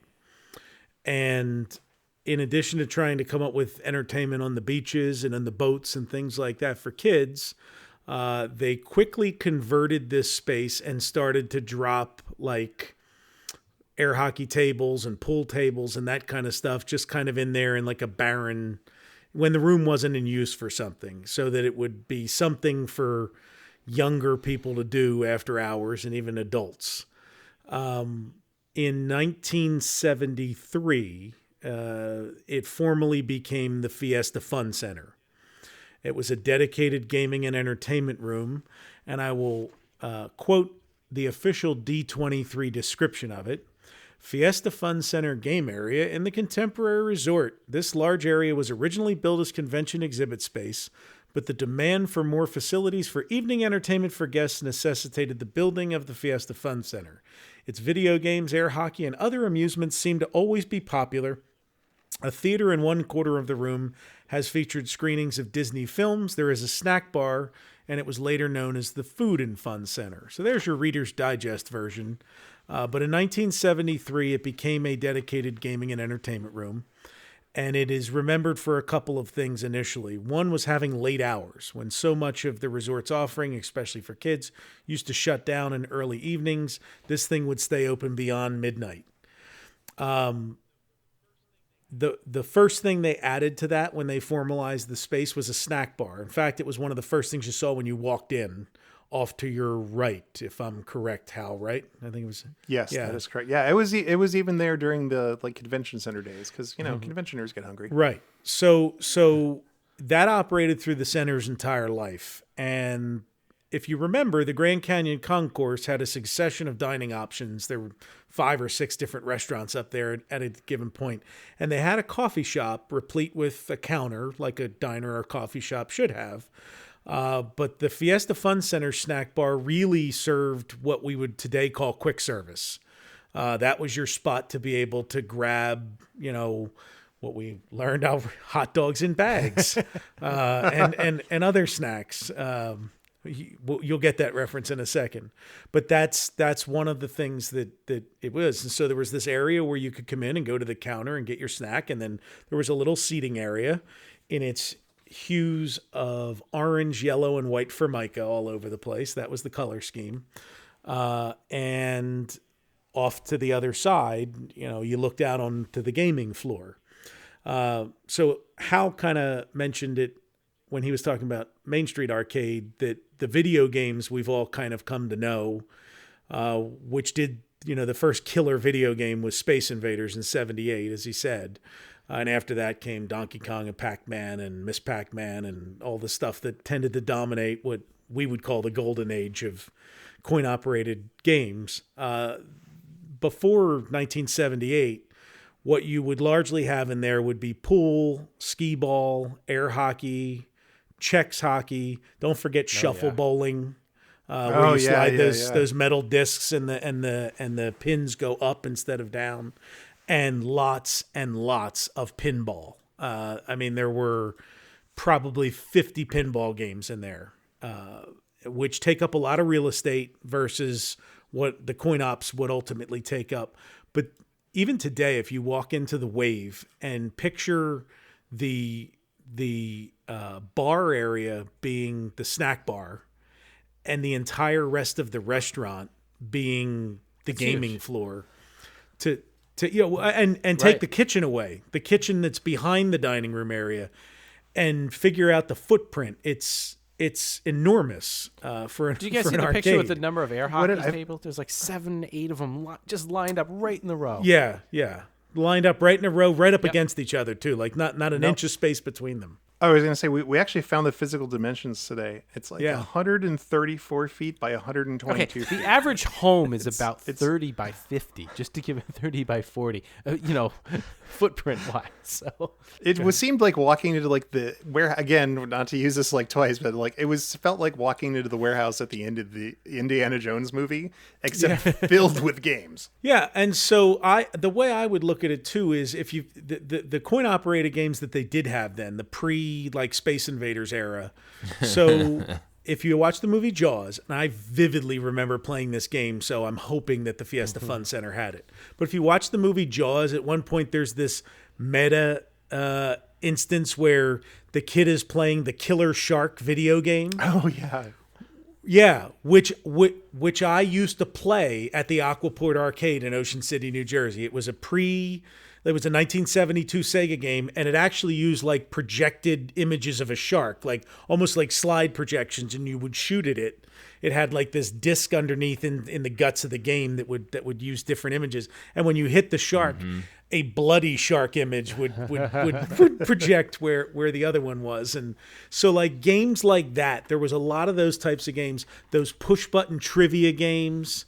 That kind of stuff was all what you saw pre Space Invaders and like CRT screen games that we became. That's a cathode ray tube for you kids out there who have no idea what we're talking about.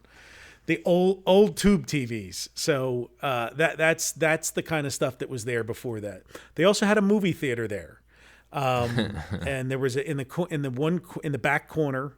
I don't know how big it was. Hal could probably maybe shed a little more light. I never got to go in. It was one of those weird. There was this what I assumed was like a wall sort of setup to like cut the dark. So I remember you would walk into like this cylinder, and it seemed like that was probably so you could kind of like snake your way around so the light wouldn't leak in from the outside into there without having a physical door. Yeah. But in all the years I went back, I never walked into that theater, but I assumed it had to be tiny. Well, it had, no, it was in the back of the arcade. It was part of it. It was a room in the back of the arcade. But we do know it cost $1, and that they used to do first run and classic Disney films in there they would run. And I found one somewhere, it's not in my notes, but I found one person who recounted that they used to go stay at the Contemporary the same week in February every year, and every year they stayed there, that was the week they were running the Snowball Express in the theater. So it's like every time we were there, the Snowball Express was the movie that was running, like, which I thought was funny. And also shout out to Jason Grant for it being his favorite movie. So yeah, those were $1. The movie theater didn't last that long. I'll get back to that in a second. One of the other original attractions in the Fiesta Fun Center that lasted until it ended was a caricaturist. And so originally the caricaturists were placed out in the lobby of the Contemporary, and they would do either there or on the Grand Canyon Concourse, they would sit there and do sketches of people for $1.25. When Fiesta Fun Center opened, there was a booth inside that doubled as like the change and That Machine Ate My Money booth. But the caricaturist would be set up there, the artist, and they would draw you on a piece of paper that was also projected on an overhead. Boy, they don't use those sheets in schools anymore. Yeah. But so like. Yeah, they would a clear sheet that would use an overhead projector.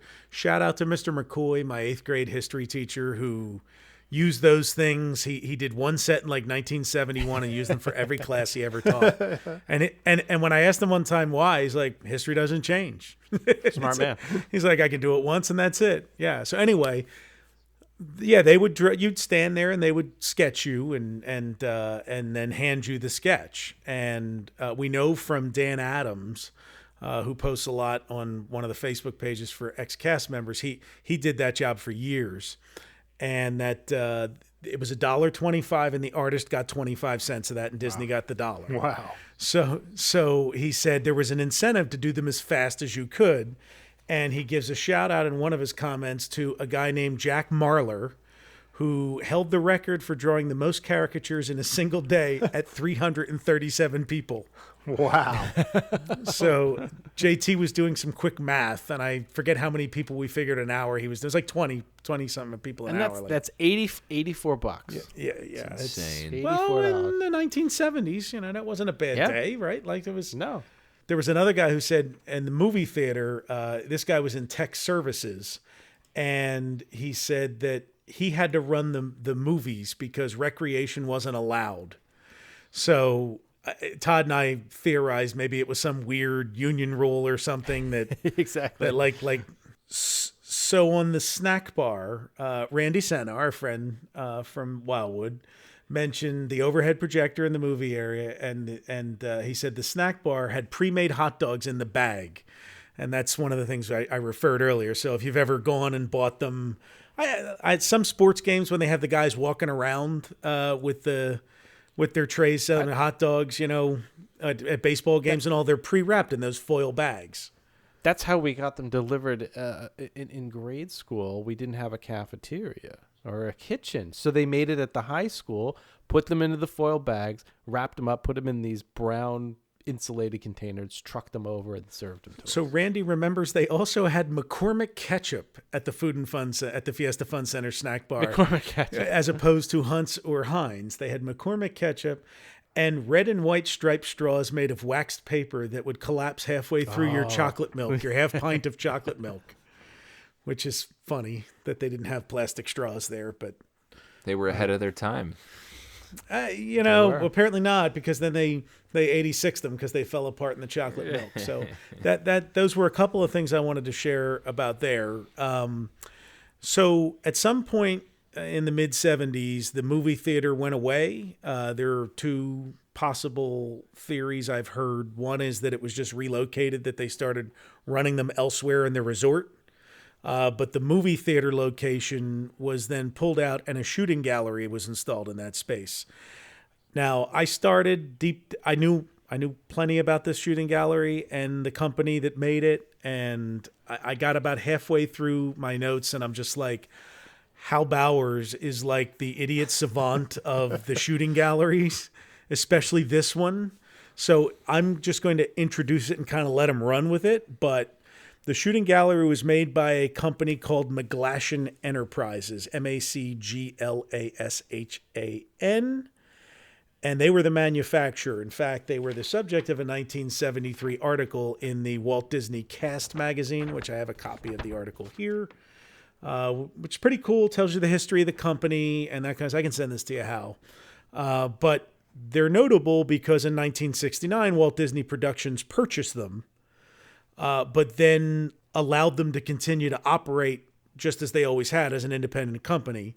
They made really cool shooting galleries, which began to incorporate some of the Disney touches, including Disney molds of actual like set pieces from the rides and things from around the parks, Haunted Mansion effects, things like that, all of which we'll touch on.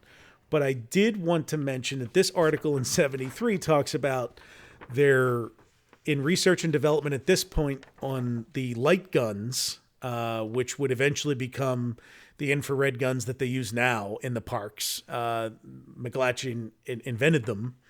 But at this time, they were about to roll out ice cannons, and ice cannons shot ice cubes instead of the little pellet ammunition that they were using. So the last bit of background I'll give you, they did the shooting gallery at Disneyland, and they did the one, obviously, for Walt Disney World because Disney owned them at that point.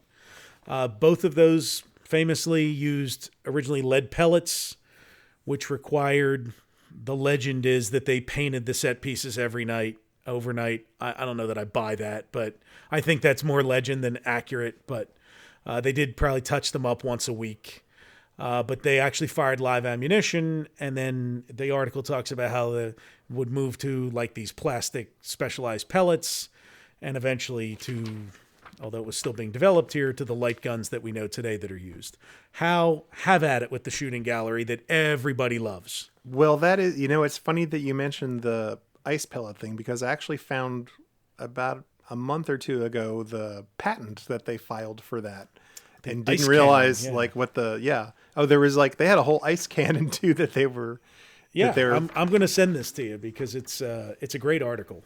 Yeah, so I mean, it makes sense because then you would have a hard pellet that would contact the target, but it would just melt, and then you wouldn't have to. I mean, because the other thing you'd have to do not only is like repaint all this stuff, somebody at the end of the night would have to go around and sweep up all the pellets and recollect them in order to like put back into the guns. So Jimmy the intern out there sweeping up pellets. That's amazing. So this shooting gallery, as Brian talked about, was one of the first light galleries that you saw. And it sort of pioneered this technology. They had come from from the lead pellet, and were probably looking to do something, that was more space age and probably that offered, less maintenance and less craziness. So I don't know if this gentleman was a Disney employee or if it was their employee, but we can see from the artwork that was available for this that a couple of different people worked on this. There was a Joe Denton who did some concept paintings. Let's see, he did 1, 2 of these. There's a gentleman named David Lopez who worked on some other of these concepts. But this was kind of set up kind of in a wedge shape. And there was like a section of toys. There was a section that was like a swamp. There was a pirate section. And then like sort of this strange little castle section with some miscellaneous stuff around it and some trees and stuff. So it was kind of like a mixture of a bunch of different themes. It wasn't, one theme in particular. And then let's see, there were 1, 2, 3, 4, 5, 6, 7, 8, 9, 10, 12, 13, 14, 15, 16 guns that you could point towards all this. And it's really fascinating because the layout for this there's actually like a sheet that's by Wed Enterprises that's like stamped with web that says that this thing was released for production in May 5th of 1977. So I guess that's when this probably would have showed up, was late in 77 or early in 78. So as Brian said, Disney worked with the company to produce this. And you can see several very familiar animatronics characters like in photographs of the shooting gallery.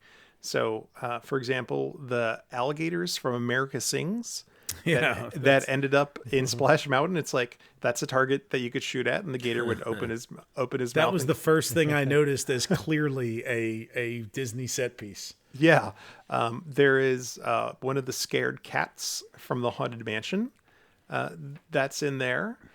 There are frogs, which you know what? I don't know if these are based on the Jungle Cruise frogs or if these. Well, you know what's interesting is that same setup was used, I believe, at Cedar Point or some other ones. Yes. And the frogs look identical there. So, I saw them and I said, oh wow, I don't know. And then I found that they were at other amusement parks. Well, but the reason for that is that they sold to other amusement parks. So even in this article in 73, they talk about their shooting galleries being in Six Flags parks over Georgia, Texas, and Mid-America, Opryland in Tennessee, Kings Island in Ohio, Carowinds in North Carolina.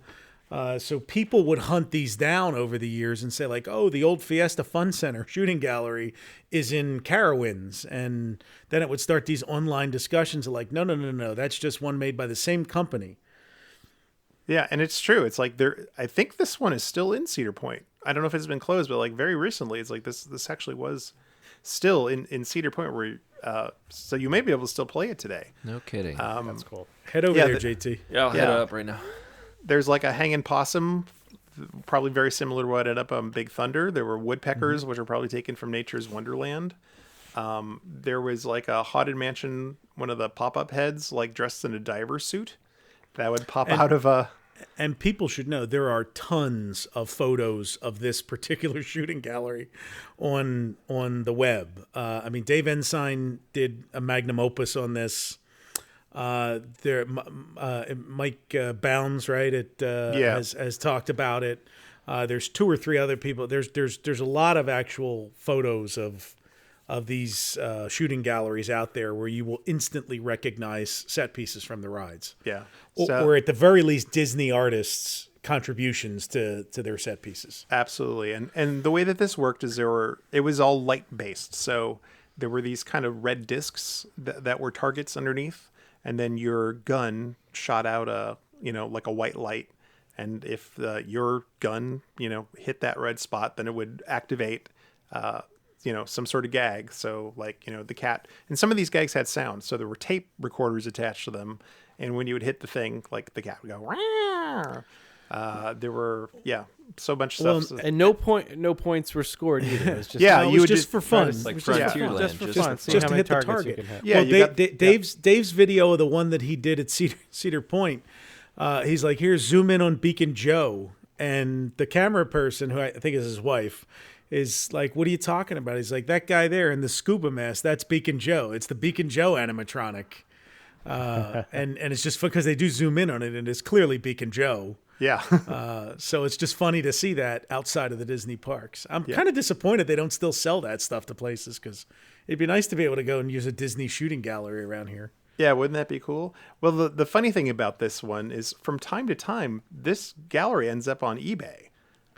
So one of those, like this actual, the one that was supposedly, the company says like the one that was actually in Walt Disney World, like shows up for sale. So let's see, the last time it was listed, here's what it said: extremely rare, genuine Disney shooting gallery, attraction size 30 feet by 30 feet, manufactured by Wed in 1977. 16 guns, 72 different themed gags, activated by light beam rifles, including a pirate section, swamp, western, blah, blah, blah, everything I just said. Original condition, unrestored. Air valves have been serviced. Sounds are via 8-track players, and extra tapes are included. And they said you could use it in its current condition, but they could also refurb it for you and like change the 8-track players to digital sound and upgrade the light beam guns to laser guns, which would be a little fancier. And at the last time I saw it listed, they were asking $365,000 for it. And now, let me just say this. Whoever you are selling it, just imagine the tax write-off you'd get donating it to the Lake Buena Vista Historical Society for permanent preservation. That's true. That's true. So, yeah, as far as I know, it's still hadn't been bought. It was a lot of fun. It's like, I know I could never resist going in there and pumping some quarters in it. And I still make a point to use the one in the Magic Kingdom from time to time, because for years I would walk past. I mean, I always loved shooting galleries on the boardwalk and all down the shore here in New Jersey. But there was a while I would just pass by that shooting gallery in Frontierland. I'm like, and now almost every trip I make a point to go over there and drop a couple quarters in and play with it. Yeah, it's still great. Now, did the movie theater relocate, or where did it go after they got rid of it? Well, house timing would indicate to us if that shooting gallery was built in 1977, that is probably when the movie theater moved out of there. Because as far as I know, there was nothing in the space in between. Like movie theater came out, shooting gallery went in. Got it. We have a couple of other people and things that I should probably tell you about the Fiesta Fun Center. So one of the things that it was noted for was, once you got into the golden age, Todd mentioned all of the air hockey tables that you can see in the photos that are out there, and especially in the video, the Mouseketeers at Walt Disney World, which was 1978, I think. And you can see how those tables were just stacked up rows after rows after rows, and all of the pinball machines. Couple of things you'll spot in there is artwork by Bill Justice on the wall. So Bill Justice was a Disney artist and animator who did the big murals that were in the Main Street Theater, right? Yeah, the Walt Disney story. Yep. And the pre-show. Where the Walt Disney story was done. And the interesting thing about those murals, I read way too much about them today, but he did them in California. He sketched them out. But he did not actually. So I think the thought process from people, like when people talk about the Bill Justice mural, is that like Bill Justice stood there with his paintbrush and literally did those on the walls of the Main Street Theater, which is not what happened. He did a sketch layout of it, and then that was projected onto a giant canvas, which not to get too technical, but was in a special room where the canvas lifted up and down. Like it was a very high ceilinged room where the canvas itself was on a moving platform that they could lower it so that the people didn't have to work on ladders. They could work at ground level the whole time. So think of it like a car lift. We'll just keep coming back here in this episode to prior themes. So they painted it. He then went in at the end and just did some touch-up work. And that's the canvas that they shipped and attached to the walls in the Walt Disney story.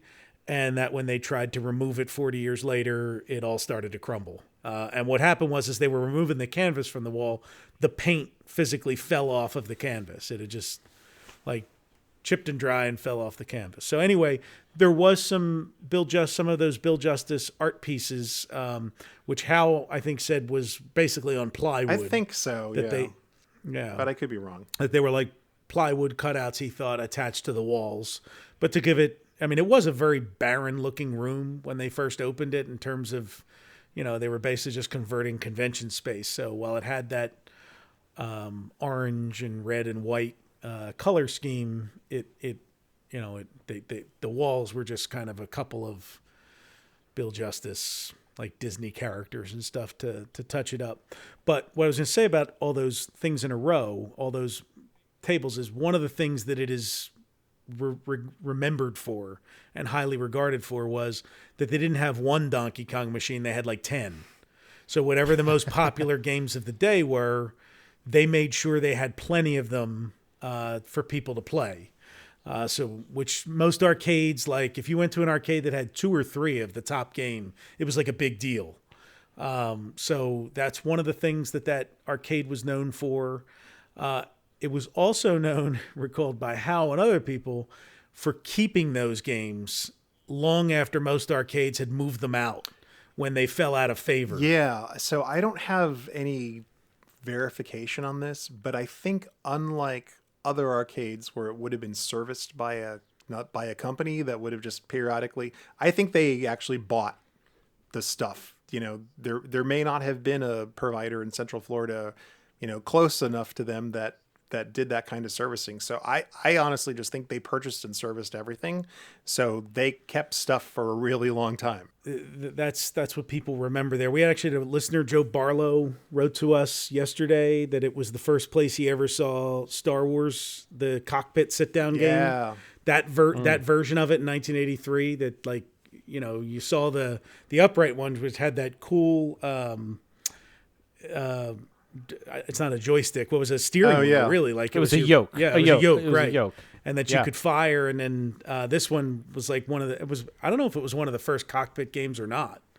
And that game used vector imaging rather. Yes, it was one of the very first vector imaging, which was similar to the home system called Vectrex. I remember Vectrex, which had its own little monitor that came with it. It came with its own little 9-inch, if that. It might have been actually smaller than that, maybe a 5-inch. Black and white tube. I think what was unique is it wasn't like Asteroids was vector, but I think it was one of the first color vector, which was very unique. Atari had a couple of games in that era, like Space Duel, that were color vector, but it was a very rare thing. Yeah, there was a tank battle in the submarine game where the first vector that were 3-dimensional, and this added on it had red, green, and blue. I mean, and a little bit of fuzzy yellow. And good, if you and got the voice to that level too. Yeah. The force will be with you. Oh, yeah, always. Red 5 standing by. When you put your quarter in, it would say Red 5 standing by. And that's right. And and then Ben Kenobi coming on saying, "Use the Force, Luke." That I remember that too. The Force, Luke. Oh God, I put so many quarters in that game over the years. So I did too. But it's still one of my favorites to play on the emulators. Yeah, so that's some of the stuff that they remember there. Before I move on to its final life as the Food and Fun Center, there is a famous picture. Well, it's a couple things. One of the biggest events ever hosted at Walt Disney World in its infancy, in those years when it was just 2 or 3 hotels and the one park, was the International Chamber of Commerce in 1978, October 2nd, 1978. It's notable for a couple of reasons. One for the massive amount of people that were there for it. Because this thing is hosted all over the world. Next year's is in Rio de Janeiro. They still have it. And people come from all over the world. So there's representatives from every developed country and all this kind of stuff. But this one was notable in October 1978 because President Jimmy Carter was coming to address the group, which he did in the castle forecourt at the Magic Kingdom. So he made an address in front of the castle to these folks in an after-hours event at night, which it poured for. And so there's a lot of stories from cast members at the time about how it poured, and everybody had these umbrellas and everything else. But either before or afterwards, there is a famous picture that shows up in most of the Epcot timelines of Card Walker, who was the CEO back then, showing the Epcot model and preview to President and Mrs. Carter. So, little known fact to most people is that picture was taken in the Fiesta Fun Center. So while the big ballroom upstairs, the Ballroom of the Americas and all, was being used for the Congress and for the meals and stuff that they were serving, what they did was they had the Imagineering people come down and clear out the Fiesta Fun Center, clear out all the games and everything. And it was sealed off and used as WED's display area for the large Epcot site plan model and other pavilion models. So they later got to see the models up close. They were all preliminary. And one of the things that I think it's Widen Your World mentions in their write-up on it was either that or Imagineering, that at that time, they had the United Arab Emirates Pavilion that was proposed, which had the Magic Carpet Ride, 1001 Arabian Nights Magic Carpet Ride, which was supposed to use The effect that they used to put Barbossa and Davy Jones in the beginning of Pirates Now, where they project onto that mist. The mist, yeah. So that was supposed to be how the genie appeared to you back in 1978. Oh, wow. Like that was an aspect of the ride. So cool. But so that whole thing was there. They showed President Carter the concept art, and it really was the rollout of like what they planned to build at Epcot was supposedly done here. So after it was over, the Wed East model shop actually cannibalized the pavilion parts of that large Epcot site plan model to make the new model for the Epcot Center preview display. And there wasn't time to make New World Showcase models of the pavilion, so they just pulled the pieces off of that original from there. So that whole Fiesta Fun Center was cleared out, used as it was originally intended as flex convention space. So they had a secure place to display this stuff. And then when the thing was over, those guys yanked the models apart, took them out of there. They put all the games back in. And the Fiesta Fun Center has its little stamp on history there. And so if you look at the pictures of it where they have all the display set up, you can see like part of the wall is like curtained off. So it was clearly like probably everything was pushed up against one wall and they just curtained it all off. Because I don't know how you would have moved all that stuff out. Like I don't know where you would have put it if you had to move all that stuff out of there. So that's a neat little footnote. So what became of the Fiesta Fun Center? Can I mention a couple of? Yes. I just want to mention we had a couple of people tweet their favorite games that they played at the Fiesta Fun Center. So at Earful Chuck on Twitter said he used to enjoy playing Mad Dog McCree, Time Machine, Crossbow, and Temple of Doom. Remember the Indiana Jones game? I remember the temple. The mine. That was hard. The escape mine ride, hard, man. Too. That was when you get to that scene. Yeah, it was like, kind of like it was. I always went down the wrong path. Jim Thomas, who is at Jim at the Bank, says the Fiesta Fun Center was the first time I ever saw the Hercules pinball machine. Do you guys remember this? It was literally a giant, like 4 times the size of a pinball machine. Like it was huge. It was like this giant scaled up pinball machine. I remember the pinball. I think it was made out of wood. It was like as big as a billiards ball. So it was just this huge, enormous thing. It's like I remember playing that at in Castleberry, where Brian and I recently went to. There was a plaza there that had a arcade called the Fun Machine, and they had one there too. But like, that was cool, and they had the space to put it in there. So he said that was around 1980 that they had that. Joe B, who is Miami Joe 223, he said they had the sit-down Star Wars arcade game that we talked about, Punch Out. If you remember the Nintendo Punch Out, I mentioned. Body blow, body blow, body blow. In fact, so this is a point to mention because we talked about this in the run-up to the episode. We talk about how there's not a lot of footage inside these arcades, and the reason is. So arcades were normally where you sent your kids while you went and did adult stuff. And so like parents didn't follow them in to the Fiesta Fun Center to take like 8mm movies or home videos of their kids playing arcade games. Like it just, but there is one video and we'll link it in the show notes. I want to say it's 1990. A family on vacation, and there's about 2 minutes of footage inside the Fiesta Fun Center. Now, most of the footage is their kids playing these 2 Sega 360 games, where you would sit in a cockpit, and the game would physically move with the action in the game in a full 360 spin. And it's neat to watch the kid playing it. I actually figured out what game it is. It's like Space Race or something it's called. I forget.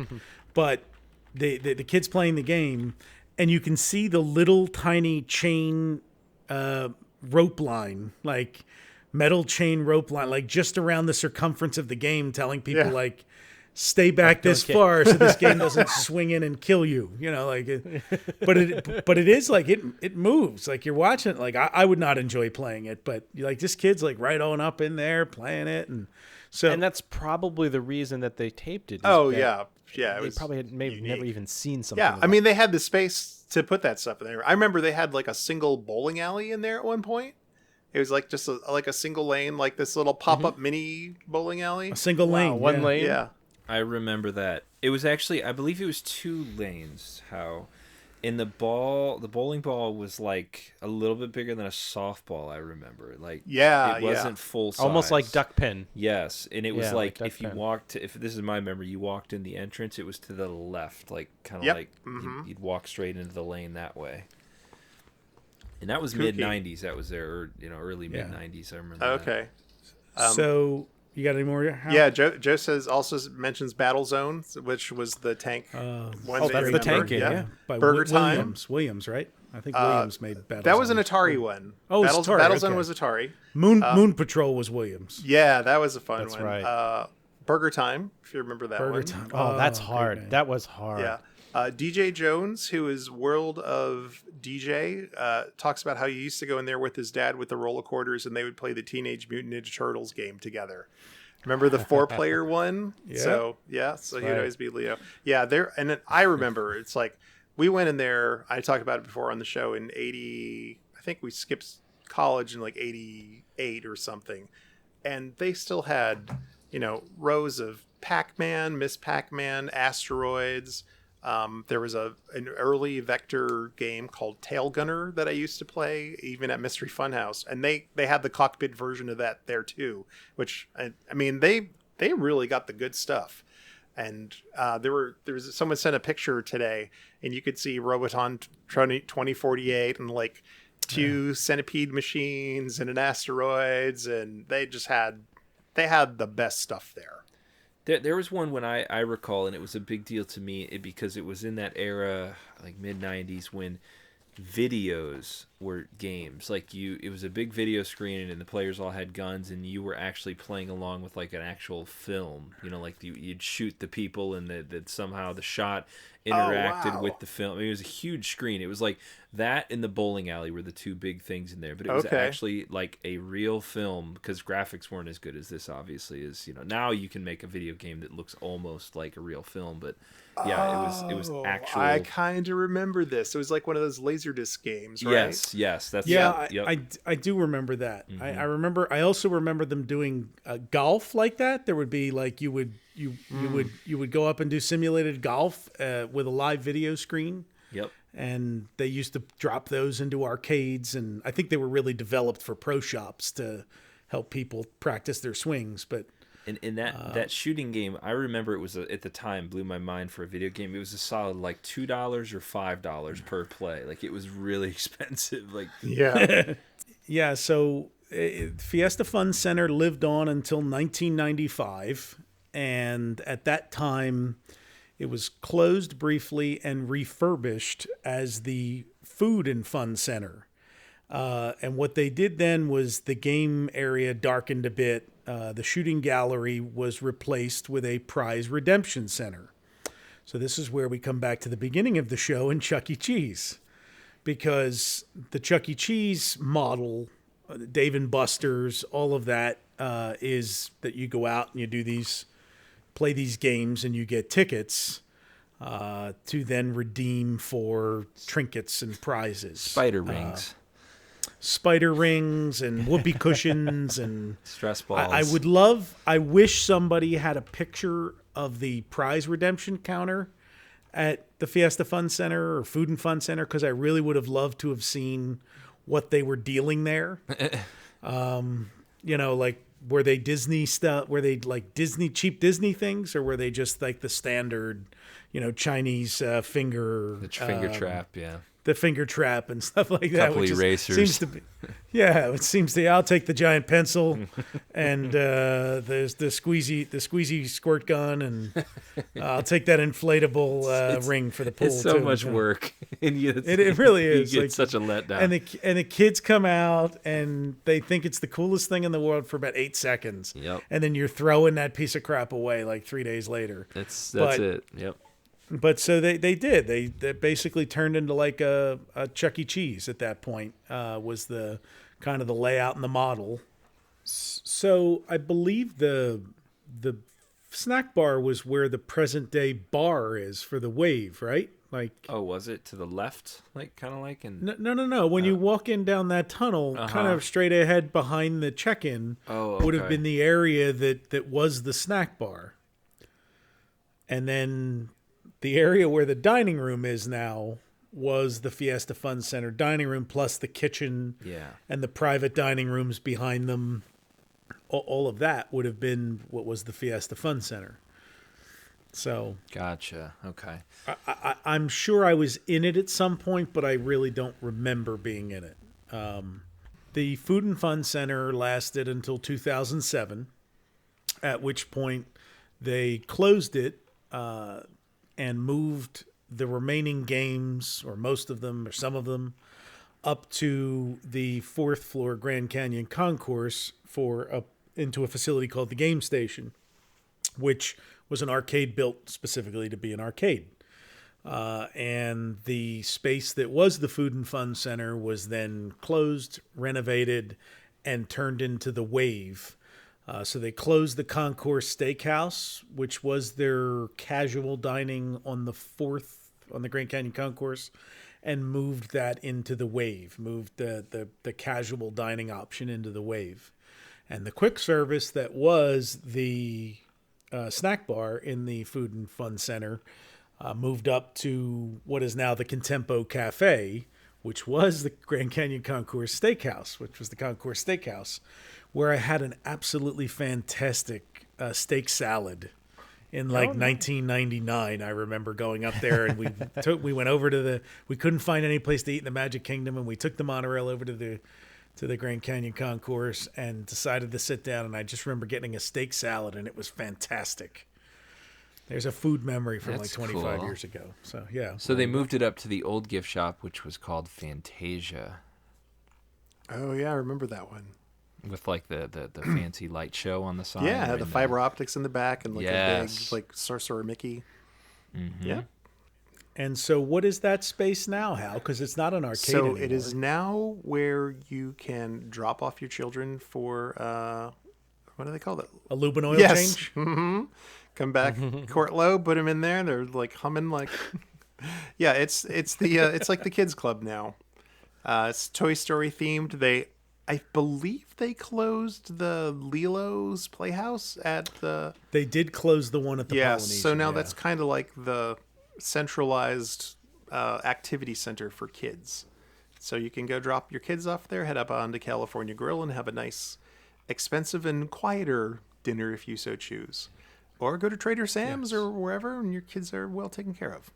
All right. Well, that's a nice legacy, I guess. It's so... The successor to the Fiesta Fun Center is still a place you dump your kids. It's actually called, I have here, unless they change it, the Pixar Play Zone. Oh, there you go. Oh, there you go. Don't they call it the Pixar Play Zone? All the places they offer it now? Wasn't that the thing they were doing? Yeah. And one of the reasons why arcades in general, including the one in Tomorrowland, has kind of went away, especially with these redemption games. There was a law enacted in Florida. I want to say it was 2015 or 2016 that was designed to get rid of these like bingo halls, these electronic bingo halls that would entice elderly people to play bingo and probably lose more money than they should. And these were fairly common, especially in cities in Florida that had, large elderly populations. You'd see them in like strip malls and things. So they enacted this law, but the deal was the way it was written, it was kind of gray as to whether or not it could also count for redemption games as well. So being precautious, and also since Disney no longer owns the games, they actually contract with a third-party company to bring the games in and handle all that stuff. They just decided, it would be better for them to just dump the redemption games altogether and just not worry about it. Maybe they could be subject to a lawsuit. They didn't know, so rather be safe than sorry. They just got rid of all the games altogether. So there's probably still some like quarter non-redemption games in some areas, but this took out like a large swath of games. And I imagine the redemption games are probably the real money makers in the arcade. So that probably was the nail in the coffin for him.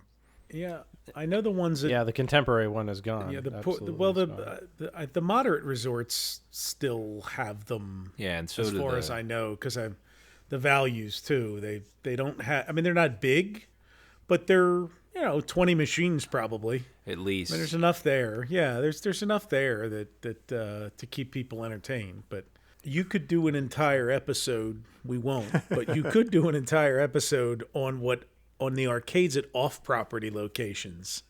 To this day, you can walk in and find machines that were clearly there for 30 years, and then right next to machines that are fairly new.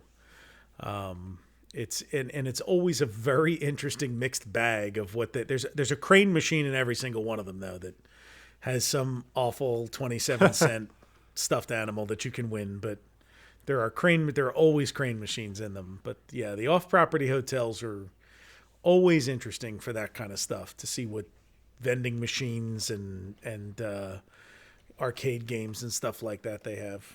Cool. Well, Ryan, you'll have to give us like an enhanced vending machine report.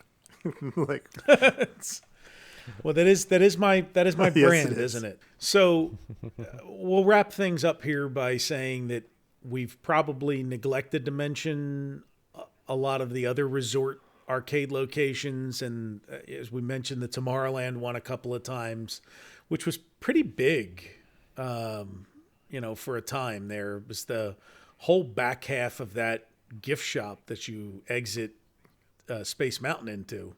Yeah, the Tomorrowland Power and Light Company. Yeah, I mean that was a very large spot that had a lot of games in it, and so yeah, we could touch on more of them, but I think we've probably exhausted the topic at this point. That's right. But That's right. I'm sure we've forgotten stuff you'll want to write to us about and mention. Oh, I know what I wanted to mention. There is one I forgot to mention. One of the articles, and I'm going to forget which one it was, but they mentioned the Morgana machine in Fiesta Fun Center. And oh, yes. Todd or Hal was talking about the fortune teller machine where the lady would come on and say a couple things. The Morgana machine, which was not made by Disney, it was produced outside, but they posted a picture of it, and it was really cool because it had you'd put your money in for your fortune or wisdom from Morgana. And Morgana was a styrofoam head that they would then project in like a Haunted Mansion type effect, a woman's face onto, and she would talk to you and be like, tell you things about the future, I guess, or mystical things. Nice. And apparently there are still some of these machines out there floating around. So I guess I got to track one down now to get the full Fiesta Fun Center experience. Well, thank you, gentlemen, for all the research and everything that went with it. Much appreciated. So I think before we end it out here, we got to talk a little bit about our merchandise and everything that we've got going on, and then we'll talk a little about where we're going next. So how, as usual, you've got some great designs out there, and I've got to say the sales have been fantastic. So thanks to everybody who's been purchasing T-shirts. Some big sales coming up in the springtime, so keep your eyes out, where T-shirts will be $14. As always, you can find our designs at retrowdw.com/support us, and all proceeds go to help keep this show on the air. As you know, we do not advertise, so any monetary assistance comes from your purchases. I have a request. I almost want a pork roll T-shirt because we've bought up pork roll so much. Do we need something like that? I had pork roll for breakfast this morning. Look at Really? that. Look at that. Wow. I'm all out. I have to always on podcast day. You have pork roll. He always has coffee while watching Radar too. It's amazing. What? Yeah, Todd, actually, we're debuting a new one today. It is for our fans of Space Mountain. In that episode, you may recall that we talked about how there was a very unusual little display from RCA of Nipper the dog in a UFO at where you would walk in there. And as it turns out, that image of Nipper the dog listening to the Victrola has fallen into the public domain. They no longer use that. So I have crafted a fine T-shirt of Nipper and the UFO. So all 14 of you, like old Space Mountain fans, or dog fans, we got a lot of dog fans. Or dog fans. That's true. That's crazy. Or He's RCA public fans. domain now. I mean, he Yep, was on electronics like recently. I feel like maybe 20 years ago, but still, I mean. So when they got the trademark for that, this is not a trademark podcast, but apparently it started with HMV, his master's voice, in England, and they still use it for the HMV stores in the UK. When they bought that technology, RCA bought that technology to distribute it in the United States. They licensed that logo based on an oil painting. And then over the years, they trademarked it for additional uses in radio and all kinds of other products that we've seen. Well, RCA has systematically gotten out of all of those businesses. And right now, they only own the rights to use that image for selling like one particular thing. Like, I can't remember if it's radio. I think it might be radios, or there's like just one item that trademark applies to. And for every other usage of that trademark, it is now in the public domain. So just RCA cares not to use that. Like, I think RCA still barely exists as a I brand. was going to say, what do they even make that they would put it on? But My TV's an RCA. Oh, is it? Okay. Yeah. Look at that. So they're still hanging out a little bit. Well, they were 3 years ago when I bought it. I don't know. Yeah, I think they've been acquired by, I can't remember now. They sold their parts of their business to Philips, and it's one of those things now where over the course of time, it's like it's been sold and resold and resold. So anyways, enjoy your Space Mountain Nipper t-shirt if you're into that sort of thing. Nice. That is cool. Thanks a lot, Hal. Looking forward to that one. All right, so I'm sure Hal will add some other ones as the year goes by. We always appreciate everybody who purchases our T-shirts and also gives us donations. We've got a lot of nice people sending in their donations to keep us on the air. You can just go right directly to retrowdw.com, and in the upper right-hand side corner, there's a donate button. And best of all, your donations are tax deductible. In this tax season coming up, think about next year. If you need a deduction, we greatly appreciate it.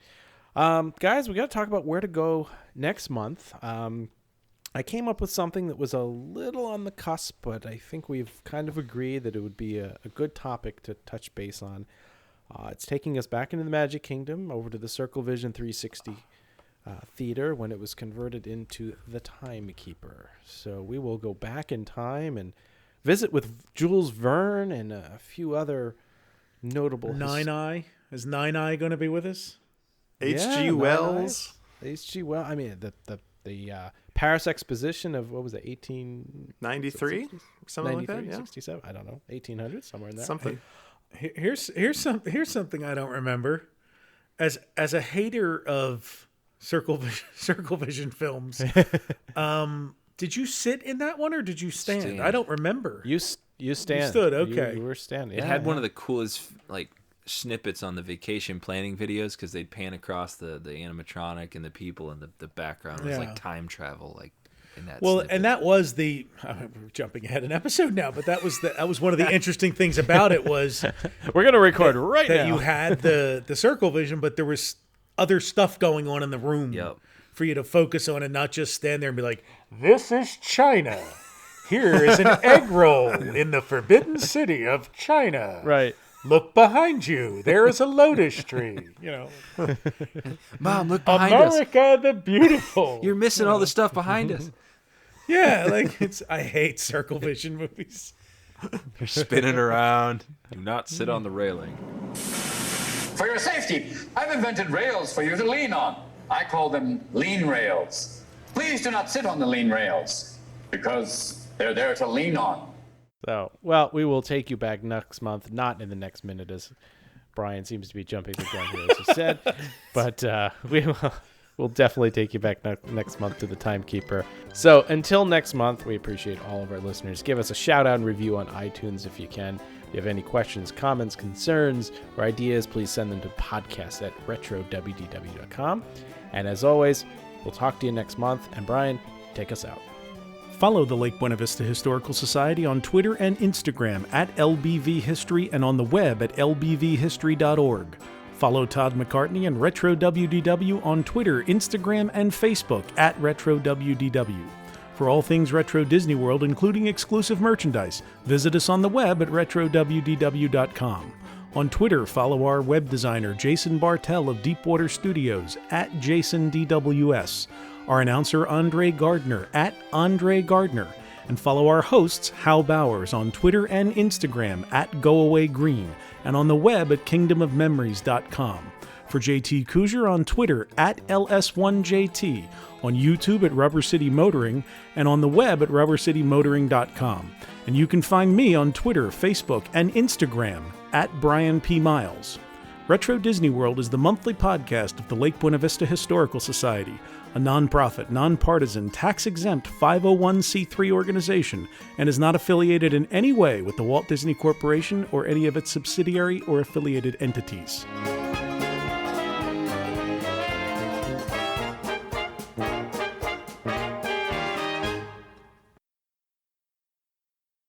Sayonara.